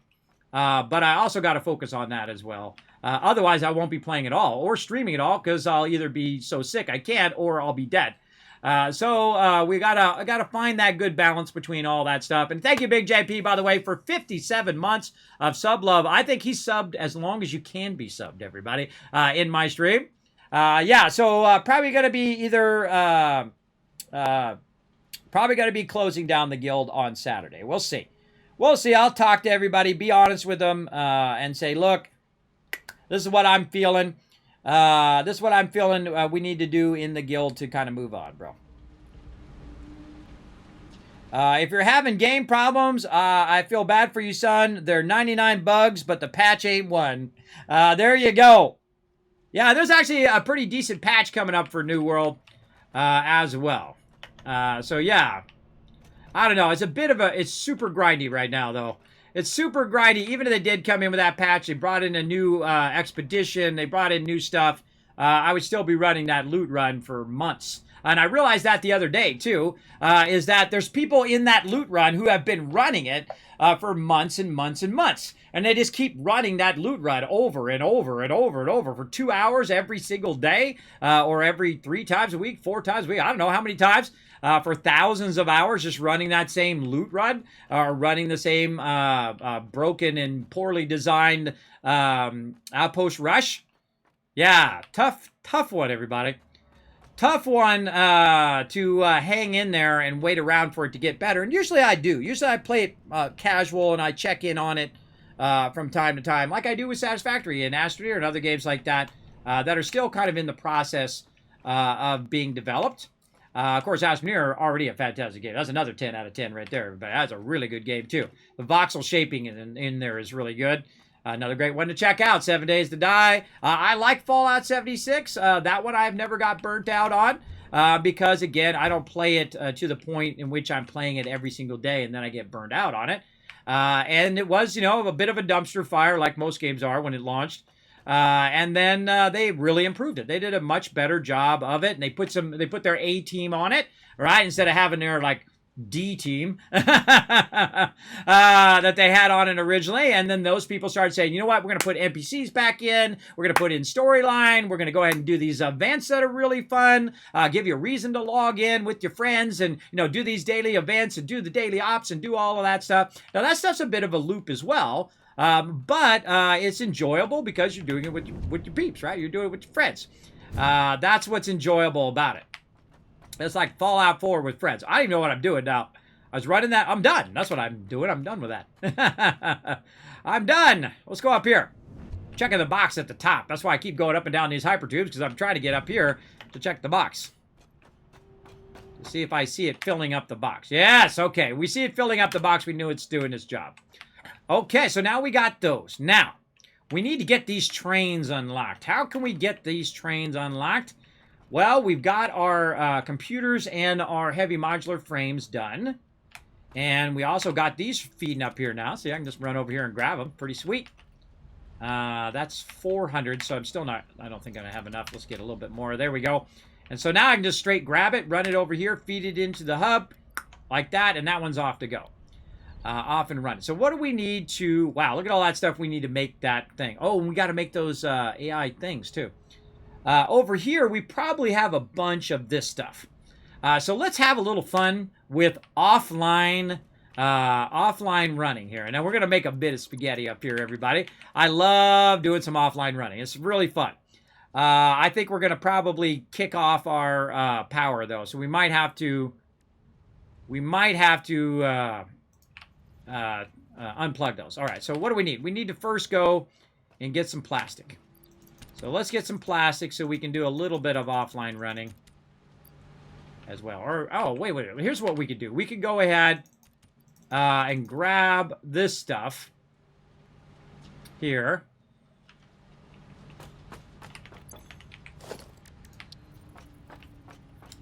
And then go over here to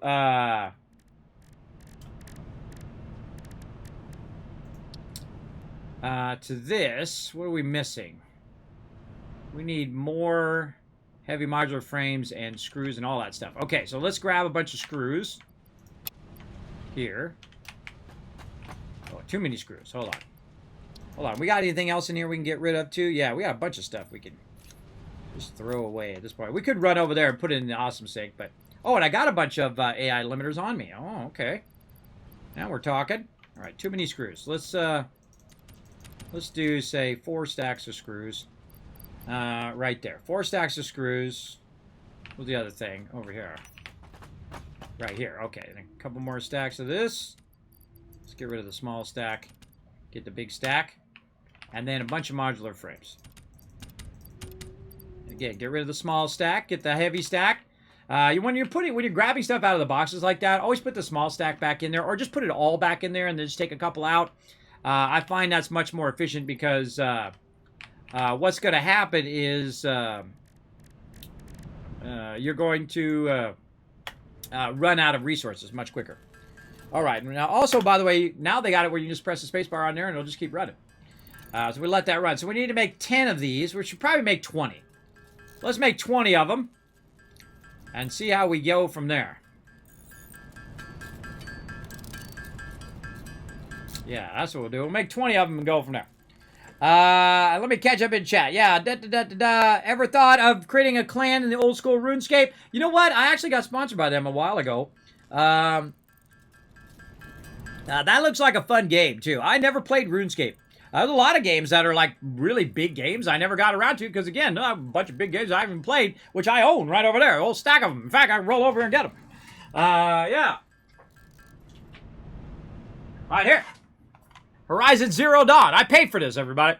Incredibly fantastic game. You know, I've watched my daughter play it more than I've played it. I've actually never played it. She was playing it, having a great time. There's a new one now, too. I also got God of War over there, all sorts of great games. I feel real bad because my PS4 and my Xbox just literally sit over there and do nothing. Someone could be getting much more enjoyment out of it than me because I have a PC, so I'm playing on my PC most of the time. But I do like playing on console, especially Spider-Man, everybody. Oh, God, that came to PC, forget about it. That is a really good game. And they're also coming out with another game that's kind of like Spider-Man. What was the name of that game? Oh, I was going to say that on stream. It's really good like Spider-Man. What is it? Hogwarts! Hogwarts Legacy! That's what it's called. Yes, I meant to mention that earlier in the week. I forgot. I got all distracted with all the other stuff going on in my life. But yeah, Hogwarts Legacy looks amazing. Maybe we'll have more time to play that game when it comes out. When is that game coming out? I forgot. I saw that in a YouTube video, and oh my God. What do you guys think of that in the chat? Doesn't that look awesome? I think that's coming out next year, I think. Or the end of this year. Let's see. Hogwarts Legacy homepage. Let's go see. I'll give them a shout out, even though they're not sponsoring the stream. But hey, you make a great product, I'm going to shout it out here on the stream. That's just the way I am. Let's see. When do they say it's coming out? Let's pop to the end here and check to the release date. I love the name of their thing too, Portkey Games. Holiday 2020. We'll see if they keep to that. You know how it is with game release dates, everybody. But yeah, end of the year. That's not bad. That's not bad. That's not too bad to wait. Any of you going to play that Hogwarts Legacy? Put a one in the chat if you plan to play that. My kids are totally into Harry Potter, everybody. They've been into Harry Potter forever. Yeah, totally into that. I dig it too. It's not like my thing, but you know what I mean? I think it's really well done, especially the very first Harry Potter. That is like a masterpiece, everybody. It reminds me of Lord of the Rings. One of the very few movies, the Lord of the Ring movies, that actually match your imagination when you're watching it. It's just so incredibly well crafted, right? It's like a wonderful painting or something that's really, really well crafted like that. And I feel like the very first Harry Potter's like that, and the very first Lord of the Rings, or actually really the whole trilogy of Lord of the Rings, Two Towers and the Return of the King, are just so well casted. Everybody in there is really good. Another example, Big Bang Theory. So well casted, so many great actors and actresses in that. Just no time for it, sadly. Hey, Luna. Yeah, we'll find out. We'll find out if I have time for it. Let's see. And I'm one of those guilty members that never said a thing and just gone for a good time. Oh, that's okay, Hairlud. If you got to take care of your IRL, that's okay. The only thing I ask people to do is, tell me if you're going to leave the guild, is to be respectful and, come to me and say, hey, Kismet, I got real life things to do. I got other stuff to go that's going on. Now, if it's an emergency, you got to go. You don't have to sit around here and type on Discord or in my chat. You're like, hey, I got to go take care of emergencies. But at some point, you'd want to go, hey, Kismet, I know I joined the guild, or hey, I know I said I was going to do this thing, but I got other things I got to do. And I'll be like, okay. It's not like I'm going to make a big deal of it. I'm not going to try to convince you to play the game that you don't want to play. I'm not going to convince you to, be an officer. I'm not going to convince people to be an officer if they don't want to be an officer. That just is completely silly. Why would you do that? It would just make everybody miserable, everybody. You don't want to do that. All right, heavy modular frames. Here we go. So we can make how many of these? We're going to make 2 per minute. It'd probably be faster if I just made them myself. You know what? That's what I'm going to do. Screw this. We want to get these trains going. And I think I'm probably going to try to get to the trains. And then we'll save making the actual trains for Tuesday. So let's just make them ourselves. That'd be way easier. How many can we make right now? We can make none. Because, I'm out of screws. What the heck happened to all my screws? Put them back in. Get them out.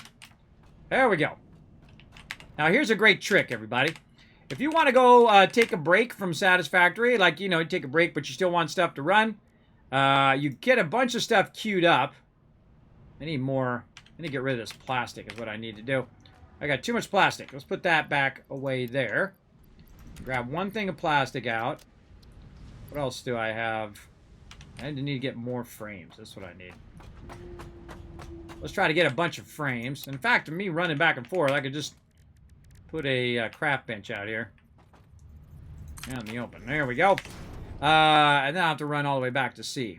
And let's close all this other stuff. I think they reordered this somehow, too. I don't know if I accidentally reordered it somehow, but if they, reordered the way that the stuff goes, and it throws me off. Because all the stuff that is the low-tier stuff's at the bottom now. I don't know if I click something. Can you click something to reorganize this? Show only affordable recipes. But again, now all the electronics and standard parts are at the bottom. I don't know what's up with that. All right, modular frame 44. How many do we need? We need 100. Okay, so what else do we need? Oh, not modular frames. No, heavy modular frames. We can still only make 7? Really? Why can we only make 7? Hey, Suri. What's 118 divided by 15? 118 divided by 15 is approximately 7.8666. She's always fascinated with that 666 number, everybody. Steel pipes are what we need. So let's put some of this stuff back. So what we're trying to do is we're trying to get a bunch of resources on us. And really, oh, that's full now. That is full over there. Let's put it over here. Let's offload some of this stuff. In fact, let's offload it all. How about that? Even better. And we'll just keep the items that we need for making the heavy modular frames. And again, I've already forgotten. Here's what we do, everybody. Here's what we do. We go ahead and hit O. Then we say heavy. Oop, heavy. Just the first few letters. And then you say add to-do list. And then it actually tells you how many you got over there on the side. And actually, I can kind of move my bid cup. Big cup. There we go. I can move my big cup down here. I always forget about that. I can do that also for this as well. Yeah, I can even shrink myself down. Whoop. Or make myself bigger. Like that. Or can I just move the big cup by itself? Oh, I shrink down. Oh, it's a macro. I shrink down too. All right, well, whatever. We'll do that. We'll shrink it down for right now. Oh, wait. Or this. There we go. So you guys can see that thing on the side. So we're going to go ahead and grab as much as we can of each thing. And then we're just going to be the manufacturer. There we go. Oh, too much. Too much. Let's sort this so we know how many lines of each thing that we've done. I'm just double clicking. If you control click, it puts a bunch in there. So let's say 2 lines of that, 2 lines of that. 2 lines of screws. Now, the more I take this stuff out of here, by the way, especially the screws, the more stuff it's going to start up running. But that doesn't matter because I can do it without any power. I don't need any power because I have all the resources to actually do it. Wow, this already filled up. Crazy. Let's sort. Let's put all this back. And then just grab. A bunch of those. All right, now how many can we do? Now we could figure out the balance so that we could make more of them. 100 on the dot. Wow, how did that happen? Now the problem is I can't actually make them because there's not enough room in my inventory. So let's see, what do we probably need less of? Screws, I bet. Let's try screws. Put 1 stack or 2 stacks of screws back and still see if it says 100. No, it says 90. Oh, okay, so not screws. So we need that many screws on the dot, which is wild that I picked the exact amount of right screws. So what else? Let's try this over here. We'll put 2 stacks of this back. And how many can we make now? 100. Okay, there we go. Okay, so now what we'll do is we'll get this going, and then I'm going to take a break, and then I'll be back. There we go. When we come back, hopefully, we have 100 heavy modular frames in there. I forget how high they stack. Do they stack to 50? I don't know. It's going to take a minute. Okay, so I'm going to let you guys enjoy the AFK highlights. My wedding stuff got way overwhelmed. Hey, that's okay here, Luna. Again, you got IRL stuff to do. That's one of our overarching things in the guild is to make sure to take care of your IRL. And in the stream, too. All right, be right back, everybody. Enjoy these highlights while we let that run. Good times, everybody. Good times. I love all the good times we've had on stream here. Man, so many memories, so many good times of all the fun things that we've done. Very, very fun. Right over here, we've got heavy modular frames done now, everybody. I think we're getting there little by little. Let's put those in there. Now we need a bunch of computers as well. So now we got to sit here and make a bunch of those. Let's see if we can get that going. Can you make computers in here? Oh, that's the thing. Yeah, right here. So some stuff in here you can't make in the thing. You have to actually make it in the unit. And I always forget what it is. You know what I thought of right when I went to that screen? I thought of, wait a minute, it's going to use up some of the resources and then it will have space free in my inventory so I don't have to worry about it. Circuit boards. All right, we're going to need a ton of circuit boards, a ton of plastic, and a ton of screws again. Told you we're going to have to need a ton of screws. All right, more screws. Let's sort these babies. There we go. Let's grab from the bottom row.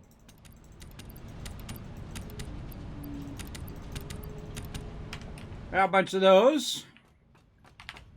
Put a bunch of these back. Now, we could go in and make manufacturing for this and then make all the different things for it. That's very time-intensive, one. And then number two, we already have a bunch of this stuff already. And if we can just stand here and make it, we could be working on trains right now.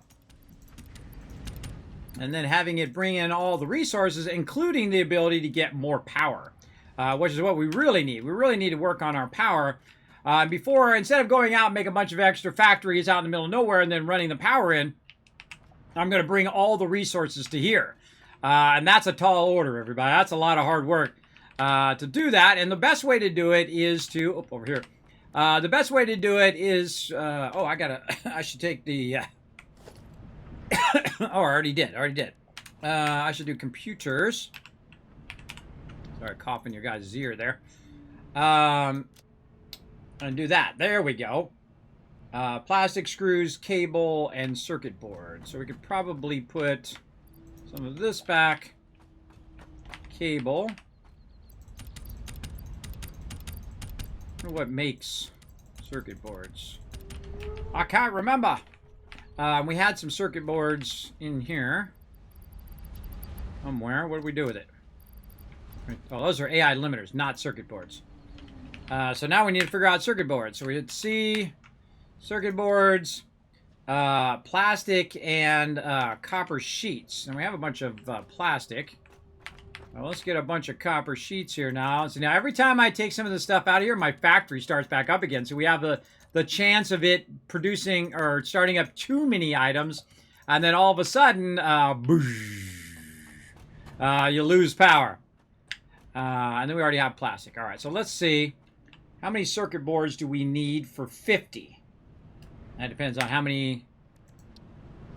It uses 10 per one, so that's 500. Yeah, 500 circuit boards. All right. 10 per one, and we need 50. That'd be 500. Yeah, so 500 circuit boards, I think that is. Does that seem right? That doesn't seem right to me.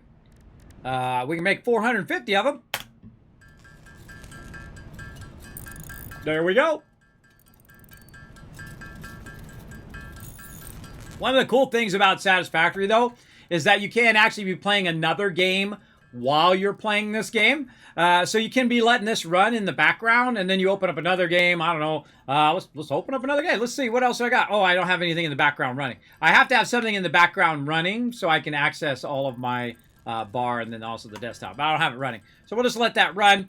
But I could be playing like Fallout Shelter, or you can even play Fallout 76 and whatnot. But if you have two graphically intense games overlapping each other, that's not good. But if you can go up here and you can minimize this game while you're playing the other game. Sadly, you cannot minimize Fallout 76. That'd be awesome for when I'm collecting stuff. But there you go. So we're just going to let these run for a while. Oh, wait, I should just tell it how many computers I want. Wait a minute. Yeah, hold on. Let's just double check my math here, because it is late night. You know, maybe my math is bad. Let's go ahead and go to 50. We can just tell it how many. My math is dead on. And wow, we have enough cable and plastic and screws. We just need the circuit boards. Oh, okay. Well, let's keep going. How many circuit boards can we make? Over 400. All right, so there we go. So we know we're going to get pretty close. I wonder what we're going to run out of first. I'm going to guess plastic. Now, again, normally you build your part of your factories to do this for you. And I totally could. This is only a 2 input. But I'm going to make it much faster than the actual machinery that I would use to make it run. So if you're in a hurry, best thing to do is just, set it running and go make yourself a sandwich. Like I did. And then you guys can sit here and watch me eat while we're watching this. It's pretty exciting.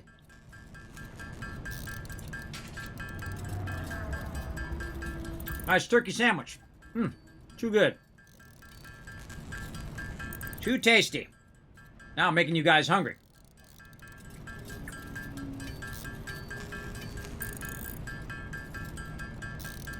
Trying to eat better food, everybody. Just having a simple sandwich.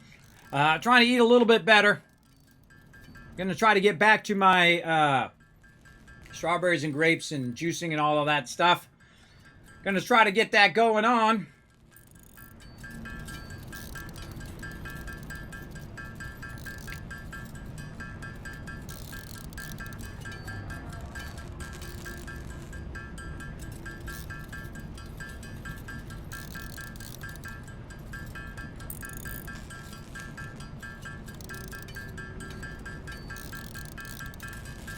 Got a little beat going there.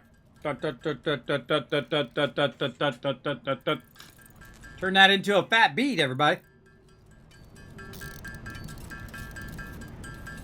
Rarely do I eat on stream, but we got a minute.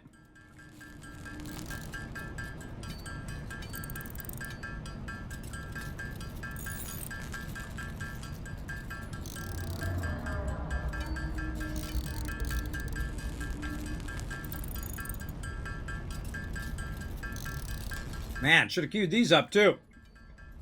One of the things that happens in this game, though, is you get to a point where it's either faster for you to make it or faster for you to do the structure of that item. Now, later on, you'll see me make a bunch of these circuit boards and we'll get all this stuff running.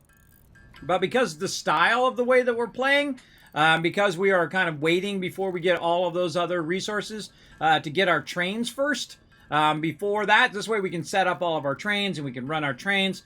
So it's bringing back enough resources to power all of the stuff that we're doing. And that's going to be really fun, running train lines and all that kind of stuff directly back. And we've already left a spot in the base where we're going to be running our trains through, and then also our side-to-side trains. We might even do some elevated trains running through the forests and stuff like that. All sorts of fun stuff.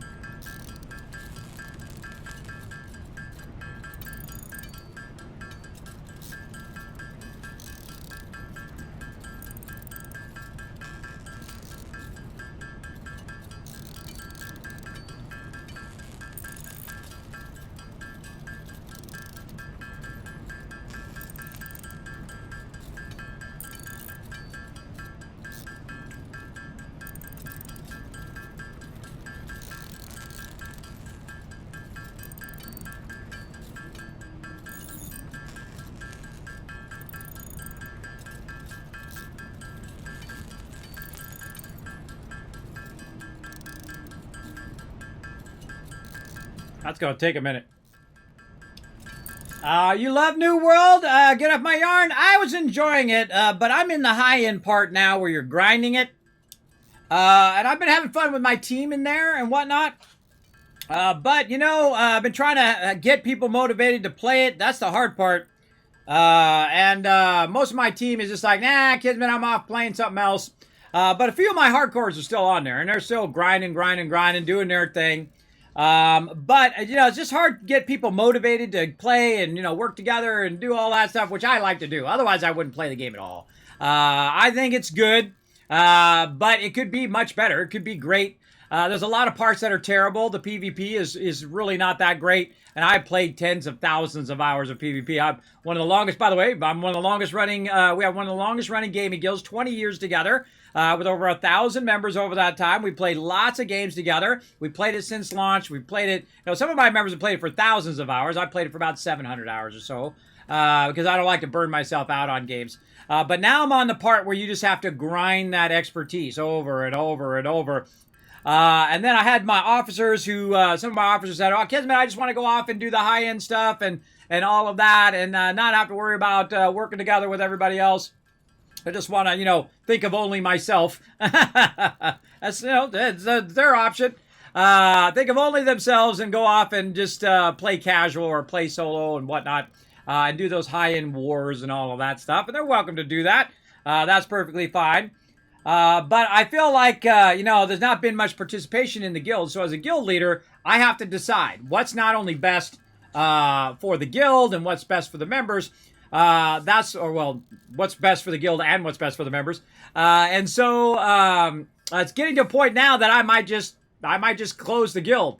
Because again, if you don't have enough people to play with, it's not fair to the people who are sitting in the guild just waiting for people to come on. You got one person in the Discord and everybody else is off, you know, solo playing or doing that loot run over and over again. Meanwhile, they have no one to run dungeons with and they have no one to play. And New World's gone like this. Inactive players. But I like the game. I'm not putting anything against the game. But I don't play those type of games solo. I'm not a real big solo MMO player. The thing I love to do most is work together with my team. And the thing I like doing the most is healing. And their healing in game is terrible, everybody. It's absolutely terrible. And I have done healing for 40-man raids, everybody. I've done dual 40-man raids in the guild before, back in the WoW days, and I've done it in Star Wars: The Old Republic, in Guild Wars. God, I can raffle off another 5 or 6 games that I've done healing in, and the healing is just really bad, right? Yeah, get off my yarn. Whenever you put your circle down, everybody moves out of it, right? And then when you put your beacon on them and they're taking like in one hit, they're going down to 75%, and then you're trying to heal them, but bam, they get killed off because they get one-shotted. and whatnot, and you're trying to, you try to do your single heal, but you got to scroll through all the names like I don't know who thought of that dumb idea. I've obviously never been a healer. A healer needs to pick the person and throw a heal on that person. I can't be sitting there going, oh, I missed it. Hold on, I got to go around again. Oh, I missed it again. Okay, got him now. Bam, and by then he's dead. He's dead. And even if I do that, it doesn't heal him enough. In another 10 seconds, bam, he's already dead anyway from all that rigmarole. And whatnot. And again, I think the game is good. It just needs a lot of love. I think that's what it needs. It definitely doesn't. And I'm sure you feel the pain. You feel the pain, get my yarn, I'm sure. Hey, Gorks, what up? Hey, Gorks, you may not have to change factions, bro. I may be closing down the guild in New World. I don't know. We'll see. But yeah, some of my members just want to go off and do the high-end stuff. Some other members are taking care of their IRLs and stuff like that. Just our momentum has been also slowed by New World themselves because they've been locking our servers so some of our members couldn't join us. Then they've been doing all this rigmarole about transferring. And so we transfer, we get on another server, that server gets locked. And then they merge a bunch of people into our server, and then they merge our server into another server because we got off of that server because it was locked. That's the whole reason we got off the server in the first place, and to go with people that we know as well. And then they merged us again, and now we're on a server again that's locked. And then also some of my members, like Gorix, cannot switch factions to be with us. Right? Doesn't matter, what factions. Like, you want to play with the people you want to play with. You don't want to have to be stuck in some faction that you don't want to play in. You want to play with the people you want to play with. It's as simple as that. So yeah, so they got a whole bunch of stuff coming though, which is cool. They got new areas. They gonna do a whole lot of quality of life stuff. But they ain't fixing the healing, that's for sure. And I've told them a lot of problems with the game, like the storyline. You know what people do in the storyline? Click, click, click. Click, click, click. They don't even read it. I did. I read the whole thing. I read the whole entire main story, a bunch of side stories as well, live here on stream. I finished the main story now, too. I don't even have a main story to do anymore. Finished that. Caught a legendary fish yesterday. 2 legendary fish in a row. I kind of feel like I've done it, everybody. I feel like I've done it all. And it's not worth my investment to keep the guild going if it's at a detriment to the actual members themselves. If people are not logging on and they're not playing the game and they have no one to play with, the best thing to do is for them to go off and find a place for them to play, right? Then for me to keep trying to get people in the guild and keep recruiting and keep saying, all right, everybody, come on, let's log on, let's get going, let's play together, let's go, kind of thing, right? If they want to kind of more solo play or do that or, just do the high-end stuff, more power to them, go for it. Again, I'm not the type of person that beats around the bush. I don't know if you've noticed that. I just tell it to people straight. I think that's the respectful thing to do. Just tell them to them straight, and don't just send them an email and then quit the guild. Don't do that. That's not cool, bro. Go in there and show that you have enough respect for those people. Especially my members, too. If you do that to my members, you just leave the guild. That's breaking one of our virtues. You can never join the guild again. Never. So you're like permanently banned from the guild. Because it's an insult to members that you wouldn't at least say, hey, everybody, I want to go do this other thing. I'm going to go do that. It was great hanging out with you, but, I got real life stuff or I got this other stuff to do. The least you can do is take a moment and be respectful to members and to me, too, the person who organized the whole thing for literally hundreds of hours and say, look, I'm going to go do this other thing. All right. Have a good time. Thanks for letting me know. Right? That's all it really would have taken as well to do that. We're getting there, everybody. So, yeah. You play mornings, early afternoon, EST? Yeah. Yeah, you play mornings. Is it hard to get in groups in mornings? I would imagine it is. Yeah, I play late night myself, Get Up Yard. Usually like right now as well. Yeah, it's probably hard to get in groups. Too many bots running around now in the game as well. Get Off My Yarn. That's another reason. A lot of my members have stopped playing because of the bots. Because either there's bots or we got merged onto a server that's locked and there's so many people out there that you can't gather any resources and whatnot. And some of my members were nice. They buzzed me and said, Kismet, I'll help with recruiting and all that stuff. But again, that's going to take a lot of their time and effort. So I really need to think about it for tonight and tomorrow, and then Saturday, and then I'll talk with members, and then I'll have to make a call. I'll have to make a call. Okay, we're going to keep going, or are we going to go ahead and just release everybody from their vow of loyalty so they can go off and start their own guild, or join another guild, or stop playing, whatever they want to do. And then that gives them the freedom to do so. And that's the proper way to do that. Is just to say, look, we're kind of stalled out on this game. This game needs a lot of work.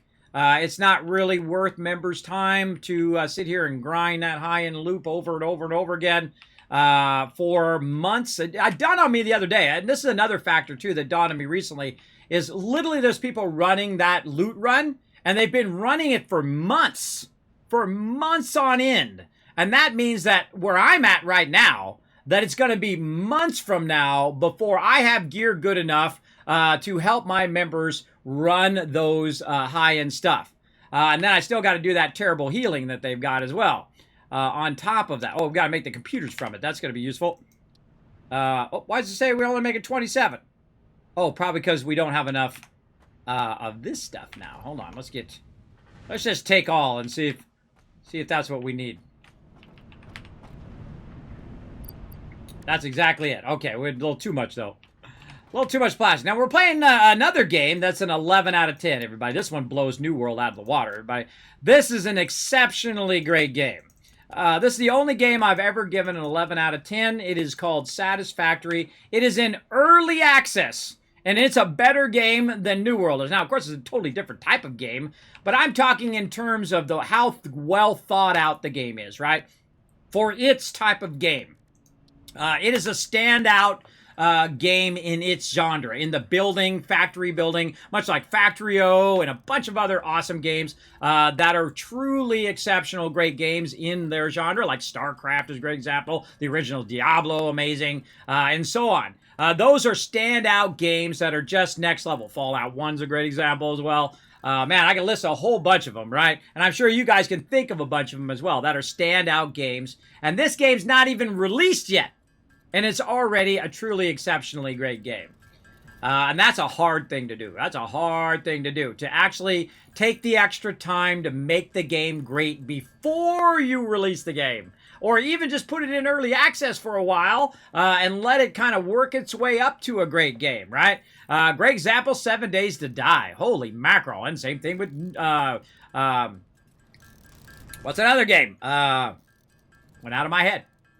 Went right out of my head. But let's say 7 Days to Die, right? 7 Days to Die had been in alpha for like 7 years, everybody. It is not released. It is still in its alpha stage. But since like alpha 8 or 9 or 7 or 3, I can't even remember, a long time ago, the game has already been a fun game to play. A super fun game from the very beginning. So that's what they did. They put the fun in first, and then they started adding more and more cool features. You know what we haven't done in 7 Days to Die? Oh my God, I forgot. I totally forgot. We forgot to do Twitch integration, where you guys can spawn a bunch of zombies on us. I forgot about that. Oh, we got some fun to do. Ooh, maybe we should do a day of the week where we just do 7 Days to Die integration. Ooh, I forgot all about that. In 7 Days to Die, they added this feature on Twitch where you can basically either add zombies to attack us, or you can help us out as well. And you can put it like on a cycle and stuff. So there you go. I love this game too. Just started a new light mod desert. Well, there you go. I don't actually play modded on early access games. I only play modded when I basically burnt out everything you can do in the game, which I haven't done. And I've played through 40 times. I've played this game for hundreds and hundreds of hours. And I have not seen everything in the game because I play like once a week. It's not like I'm playing 20 hours a day all the time. That's a fast way to burn you out of any game because you've been everywhere, you've done everything, you've seen everything. But in this game, every time you play through, if you try it a different way, if you're just building the same thing every time, well, then you're going to stay stuck. But if you try different things each time, you learn new stuff each time. And then you find ways of doing things better each and every time you play. And right now, we're doing a really tough one where we go in and we basically start way up high. So first you got to make a bunch of concrete. You got to put it up way up high. You got to bring all your resources up. And the reason why you want to be up really high is so you can run your trains flat, right? And then eventually you can go grab those trains and have those trains go ahead, grab resources, and bring those back to your primary base. That's what you want to do, right? And the reason why is because it makes it easier. And if you bring back the raw materials, which is the first time I've actually used raw materials. Normally, I just run raw materials right into the line of whatever I'm making, and then I use that node for that thing that I'm making. So if, say I'm grabbing iron, I will use an iron node and it will just be for plates. And now you get an iron node and I'll just use for rods or whatever. But in this case, we are running all of the iron into boxes first and then we're running the iron out after, right? Because we have this extra factor that you normally don't have in the game, right? And that is the factor of time. Now, if you can have the factor of time in a game, then you're really styling. You're like, well, Kismet, what do you mean time? Like right now, you see we're kind of manually doing this stuff right here. What I could do is set this up because we're on a mega server from the amazing people over at Nitrato, who I cannot recommend highly enough. Everybody follow that link over there. Use my name. It's the only time it's okay to drop a name. Drop my name over there. You get 10% off. Get yourself an epic server for Arc or Satisfactory or whatever it is you want to do. Or Valheim, another great game too. So what we can do is we can queue up a bunch of stuff. I can log out. And then in a week, come back, and guess what? The server's been running 24/7, making me stuff all week long. And when we come in, guess what? We go over to our boxes over here, and what do we got? Boom! We got a bunch of resources that we can use. So in this particular playthrough, we're using that power of time by using the server to constantly keep the factory running, right? And once you get to coal, coal is a perpetual thing, right? So you basically use your biofuel to start up your coal. Your coal starts going, and the coal then provides power for the coal extraction and the water extraction, which is running to the coal, which then provides power for the coal and water, and then you got that circle, right? And so now it is perpetual. It'll just keep running.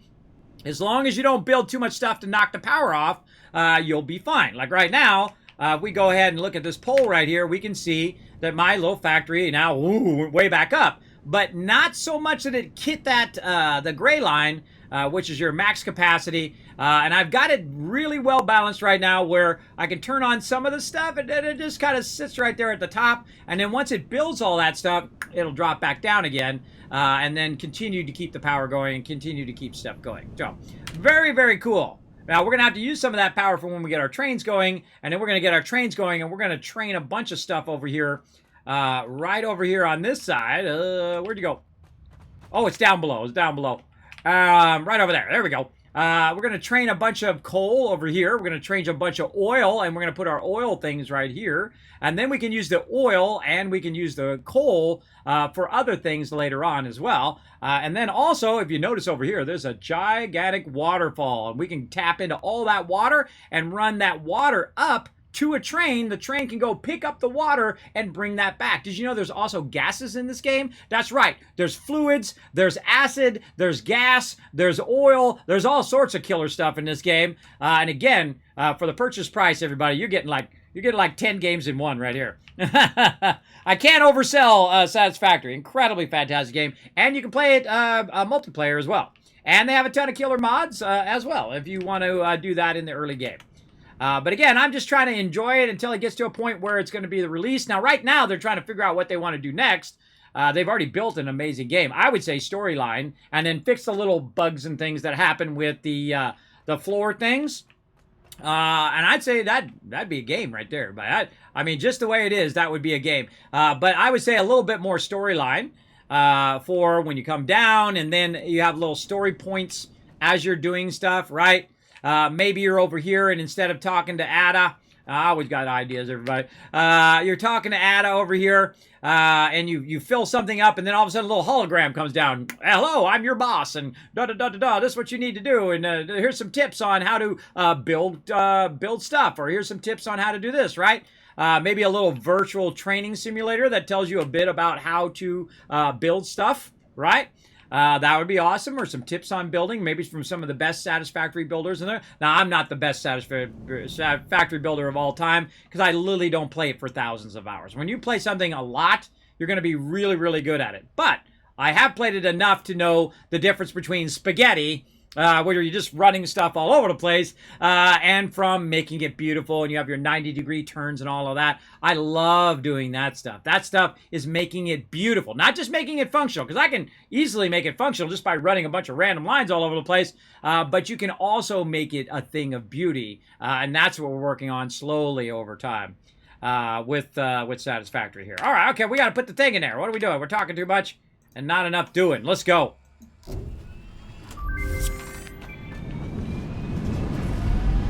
I love this animation. A new set of buildings and vehicles needed for long-range transportation has been made available. In addition to built-in power conduction, rails-based transit ensures increased efficiency and reliability for both the transport of pioneers and cargo.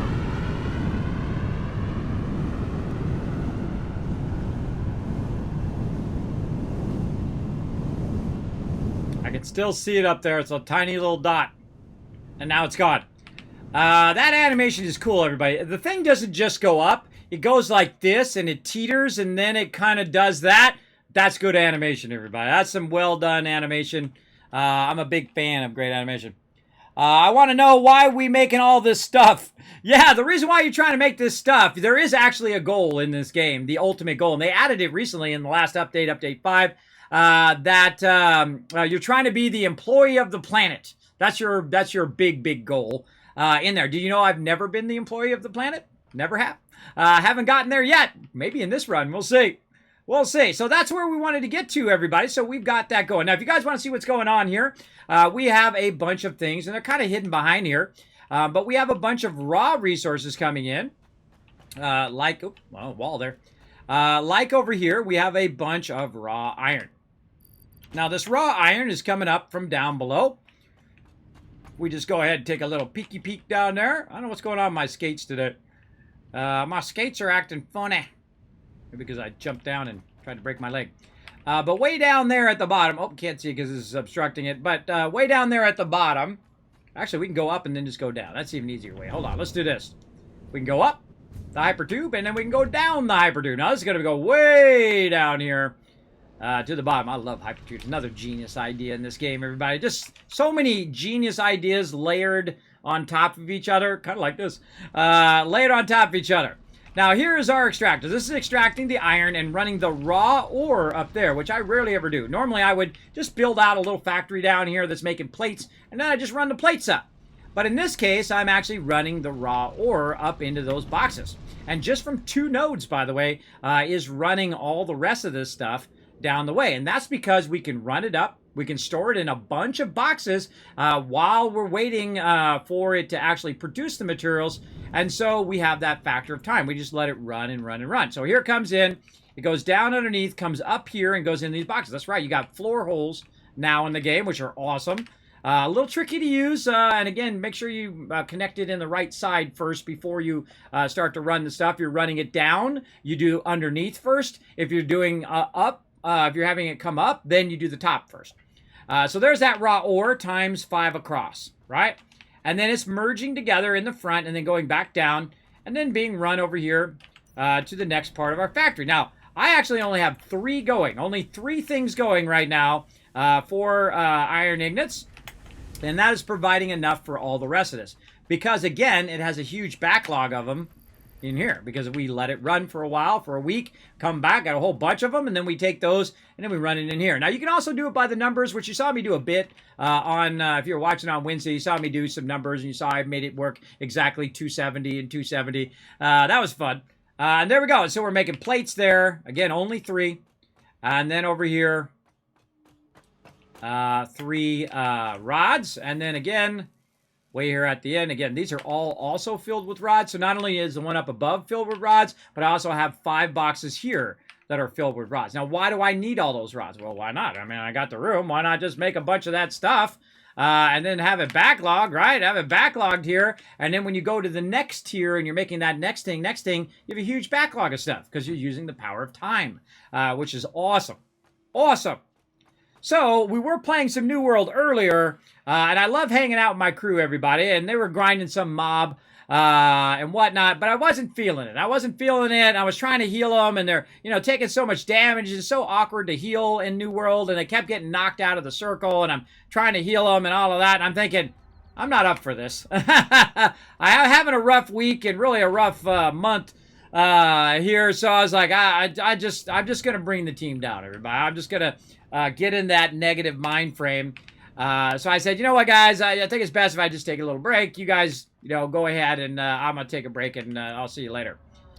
So they can go ahead and do their thing over there and have some fun without me dragging them down because of my poor healing skills. When you're healing is not just a 1, 2, 3, 4, 5, as Get Off My Yarn probably knows. It's a dynamic thing that's always changing, right? And you're trying to heal this guy, and you're trying to heal that guy, and you're trying to do this and trying to do that. And then, people might get knocked out of the way, and then you're trying to heal them, you're trying to do all that stuff simultaneously.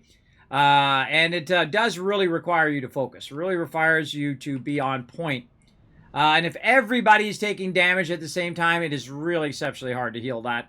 Especially like the whole raid's taking damage. Because they're all standing in the acid or something like that. You guys know what I'm talking about. Then not cool. Okay, wait, what we did? We unlocked the thing. That's what we're doing.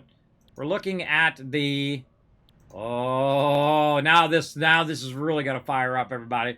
We're going to fire up some serious Satisfactory trains. Now, they also have different things with the actual rails where you can actually have the train come in and stop, and then while the other train's going by, and then it will go and follow back, or maybe it's coming this way, and then it goes off the side and then stops, and this one goes through, and then this one comes through. Just so cool, everybody. And they actually have train collisions now, too. They didn't before. Oh, I have to check and see if you can get run over by trains. Let's see if that happens to you. But the actual trains will crash into each other now, which I think is cool. I haven't done that yet either. I haven't crashed trains into each other. We'll get into it. As well. Again, just taking my time, trying to, build it like the end result first and then work your way backwards. So we build out all of the factory part, where we want stuff to end up. We build out all of the raw storages here, and you can see I've got all of the elements down there other than bauxite and uranium. We still got to work on those in the long run. But you can see we've got all of that over there. Over on this side, we have limestone, coal, and also deuterium over here. And again, 5 boxes of that already backlogged, just sitting there, ready to rock. And then also we have our 12 coal plants over there providing us with about 900 power. But in one of my playthroughs, by the way, which you can check out on my YouTube channel, I'll throw it in the channel there, I built 160, that's right, 160 coal plants, and was overclocking a bunch of the nodes and doing a whole bunch of fun stuff. Holy mackerel. I produced 12,000 coal power, and it only took 2,000 coal power to run it, and that means you had 10,000 extra power left over, which is a lot of power for coal, everybody. That was a lot. It took a lot to run those lines, too. That was a lot of line running, but very fun. Enjoyed every minute of it. All right, let's go ahead and call it there, I think. I think we'll go a little bit early because Kismet needs to rest. I need to take a little bit of a break, everybody. I'm going to start some videos going. I'll still be up to 4 or 5 o'clock in the morning running and working on videos and stuff offline. But probably a good time to take a break. I feel like that's a good spot. We got the trains unloaded. So make sure to tune in for more Satisfactory on Wednesday. We'll kind of keep going here. And then we'll go to my office and we'll also take a look at the schedule. Let's go.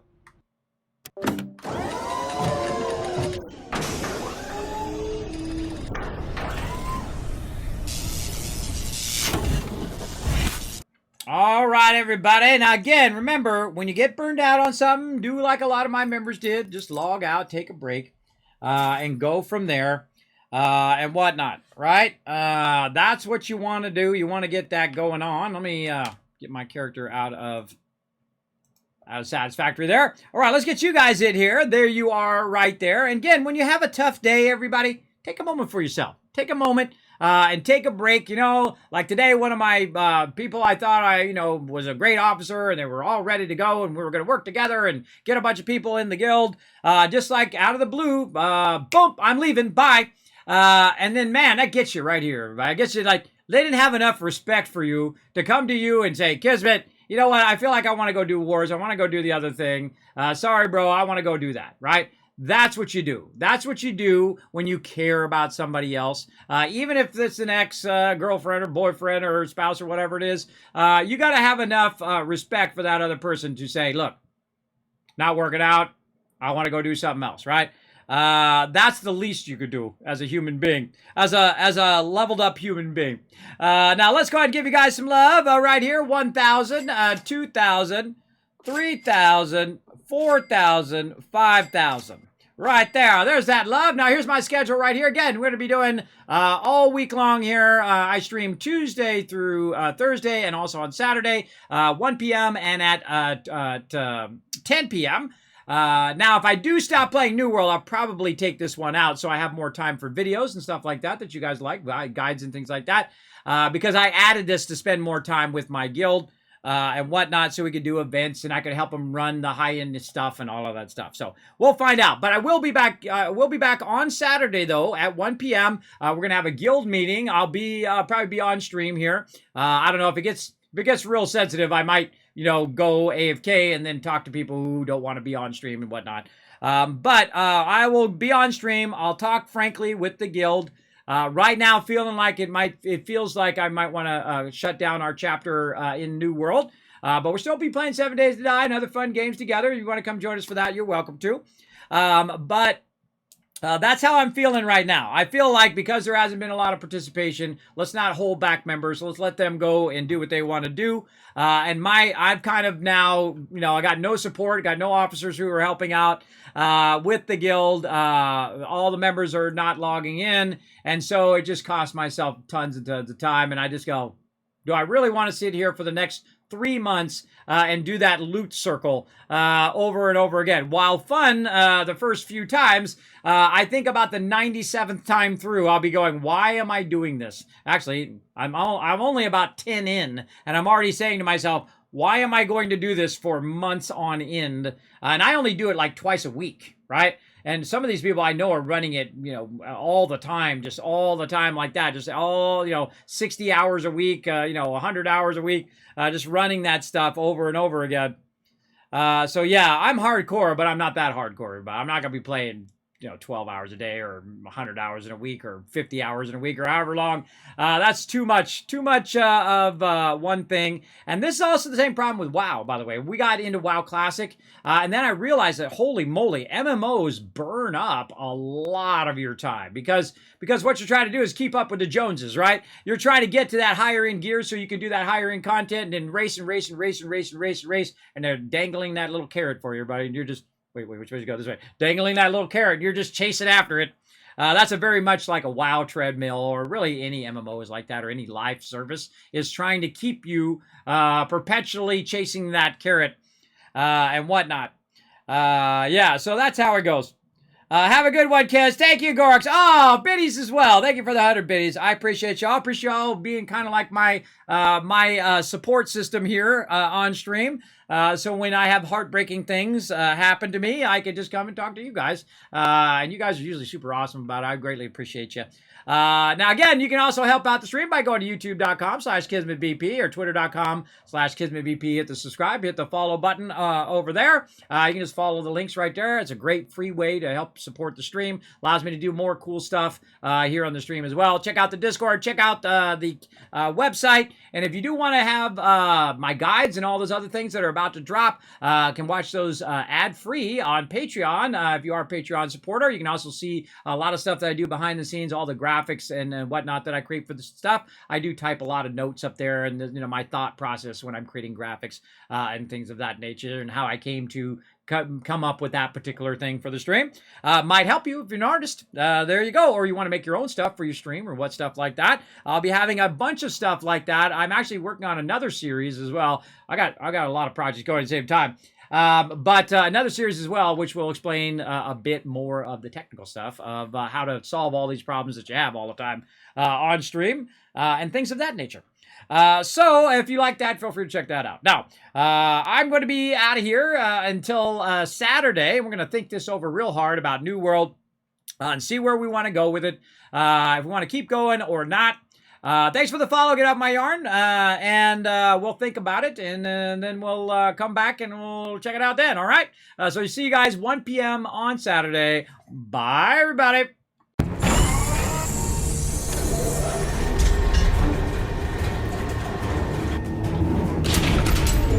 Hi, this is Norbert. Thanks for watching. Press the subscribe button. We'll see you all next time. Bye.